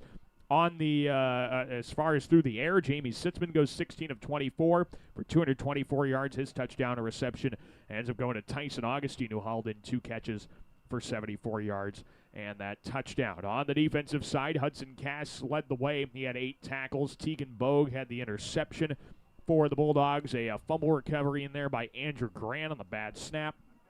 But tonight it was MOC-Floyd Valley. Again, they throw for over 200 yards here tonight. That was, of course, done by Blake Albers, 14 of 22 for 271 yards, 2 touchdowns, and interception. And they were able to find Amon Langton a number of times. 5 catches, 123 yards here tonight for a strong senior receiver as the Dutch end up winning this ball game by a score of 32-21. So just... we kind of talked about it there in the break, Gabe, but you get off to a tough start in the first half. You start off the second half great, but again, the turnover bug bites you, and at that point, there wasn't really a whole lot you could do, especially with how MOC started the fourth quarter as well. Yeah, unfortunately, and you don't want to harp on it, but it is the reality of it. We get 2 turnovers in the first half and don't convert them into anything as far as points go. They get 2, and they both result in points. And you lose by 11 points, and they scored 12 on their 2 turnovers, and we scored 0. So you look at it right there, that's a huge part of it. So, it's always great to get them, and you're always trying to convert those. But when one team does and the other team doesn't, it provides other opportunities. And it just wasn't our night as far as that goes. They showed a ton of fight out there. Great adjustments at halftime, especially on the offensive side. But, tip your cap to the Dutch. They just made more plays. I mean, plain and simple, they made more plays down the stretch. They made more plays in the second half. And our defense is really, really good. But tonight wasn't their best night. They were exposed a little bit by some pretty good playmakers. So, you know what? You can't lick your wounds. You're going to have a Spencer team that's coming off a huge win over Sioux Center. They scored 40-some points tonight. So if the defense is going to feel sorry for themselves, we're going to be right back here next week and be sad on homecoming. So we're going to have to rally the troops, change a few things, and then get back at it and have a good week of homecoming celebrating and go from there. Yeah, and you talked about the woes defensively, Gabe, there. It was so disappointing to watch, or frustrating to watch maybe, because the first half they were able to kind of find that quick route over the seam, and it was going for 20, 25 yards a pop at some points. And, it felt like we kind of ended up taking that away at some point there in the second half. And then they start running the football on us, and, man, you just you couldn't get any leverage there defensively either. It was, you tried to pick your poison, but you always picked wrong, it seemed like. Yeah, and as good as their skill guys are, Albers is great. Langton was good, and we talk about Mazda number 11. They were all great, but the reason that they went was because of their line. They really did a good job. When we had opportunities to stop them, we had to tackle them, but their front did such a good job of forcing us to bring extra pressure, which then opens up things on the back end of it. It's just unfortunate, they kind of had a counter for every time we did something on our defense, and then offensively, it just took us a while to really hit our mode. And once that happened, I mean, we scored a bunch of times down the stretch, but unfortunately we turned it over those 2 times in the second half. Otherwise, we didn't punt. Right. And it's just unfortunate. We just ran out of time. If we could have watched this all night. This is kind of a crazy second half. This was a crazy ball game, but it ends up going MOC-Floyd Valley's way. And like you said, there's no time to kind of sit there and feel sorry about yourself. Spencer's not going to feel sorry for you next week. They're going to want to spoil homecoming. Like it or not, coaches sometimes hate homecoming, but that's just kind of the way it is. You gotta get ready. You gotta work through all the festivities, and you got to play a tough game, because now we've had 4 non-district games, Gabe. District plays on the way, and there's just a little bit extra there as far as seeding and postseason pairings are concerned. Yeah, and once you get to that point, it means a little bit more. This game meant a lot. Let's not sugarcoat it. Let's not act like we weren't trying or didn't care, because that's not it. The Bulldogs are upset that they lost this game, and we're upset that they lost the game. But the reality of it is next week starts season 2. Yes. Okay, and you're hoping you do well in season 2 and get to season 3. And that's really what it ultimately boils down to. Spencer's going to be a good team. They're going to come run the option. They're going to pound the ball. Coach Van Otto is going to have a plan for that. Coach Vigdahl is going to have a plan on the offensive side. But, yeah, I love homecoming, personally. I've always been a fan of homecoming. Even as a coach? Even as a coach. I love it. I love seeing it. I mean, maybe it's because I grew up in Lamar's. I love seeing the celebration of Lamar's and all the things. We got some different things going on. So I hope everybody has an opportunity to enjoy it. Students, community, everybody involved. There's a few different changes with coronation on Tuesday, Coronation's things like that. on Tuesday night. And then, you have the game on Friday with the parade and all that stuff. So hopefully we can flip the script and turn things around. It might be a little bit harder to focus, but the reality of it is this is what high school football is about. It's about the homecomings. It's about those opportunities to grow and learn from things. And so that's what I'm hoping that they get an opportunity to do. Have some fun this week. Live and learn through this game and come back better and get ready for Spencer. Yeah, it's going to be a different week. Obviously, like you mentioned again, the changes are that Coronation is on a Tuesday night. It's not Coronation Parade game. It's Coronation, a little break, and then the parade on Friday, obviously. But we will have that Coronation ceremony for you right here on KLEM, on the KLEM Radio YouTube channel as well. But again, the final score here tonight, it is 32-21, MOC-Floyd Valley defeats Lamar's and hands the Bulldogs a 2-2 record as MOC-Floyd Valley improves to 3-1 heading into district play coming up next week. We're trying to get you some scores from around the area to recap for you, but we got one game that's sticking around. Galen Catholic held Woodbury Central in the red zone. The Wildcats had a chance for a field goal, missed it. Jays went 3 and out. It's 22-21. Galen leads late in the fourth quarter. Don't have a time for you, but now Woodbury Central's back in the red zone there. Score updates around the area. MMCRU's up big on South O'Brien, 44-7 in the fourth quarter. We'll have Coach Oswald for you coming up tomorrow morning on the Coaches Show. St. Albert, they lead Kingsley Pearson River Valley, 35-6. Hinton took a loss to Ridgeview. Saw that tonight by a score of 15-0. First loss of the year for the Hinton football team. See if I think we got a Rims and St. Mary's final potentially. Let's see if we can track that down for you. No, it doesn't look like we got it, unfortunately, but we will have all of those final scores for you on our KLEM Sports Scores and Results page coming up later on tonight. And, of course, we'll have a recap for you all throughout tomorrow morning as well. But, again, the final score tonight, MOC-Floyd Valley, 32-21 winners over the Bulldogs, who fall to 2-2. Next week, we have Bulldog Volleyball on Thursday. The Dogs take on Sioux City East. We'll have Galen Catholic football on Friday. Jays will take on Akron Westfield in Akron. Until then, saying so long for Gabe Davis, my partner, for Micah Gengler running the video stream tonight. This is Daniel Versteg. So long, and thanks for listening to Bulldog Football right here on KLEM Lamar's. Good evening, everyone. This is 1410 KLEM Lamar's and on 96.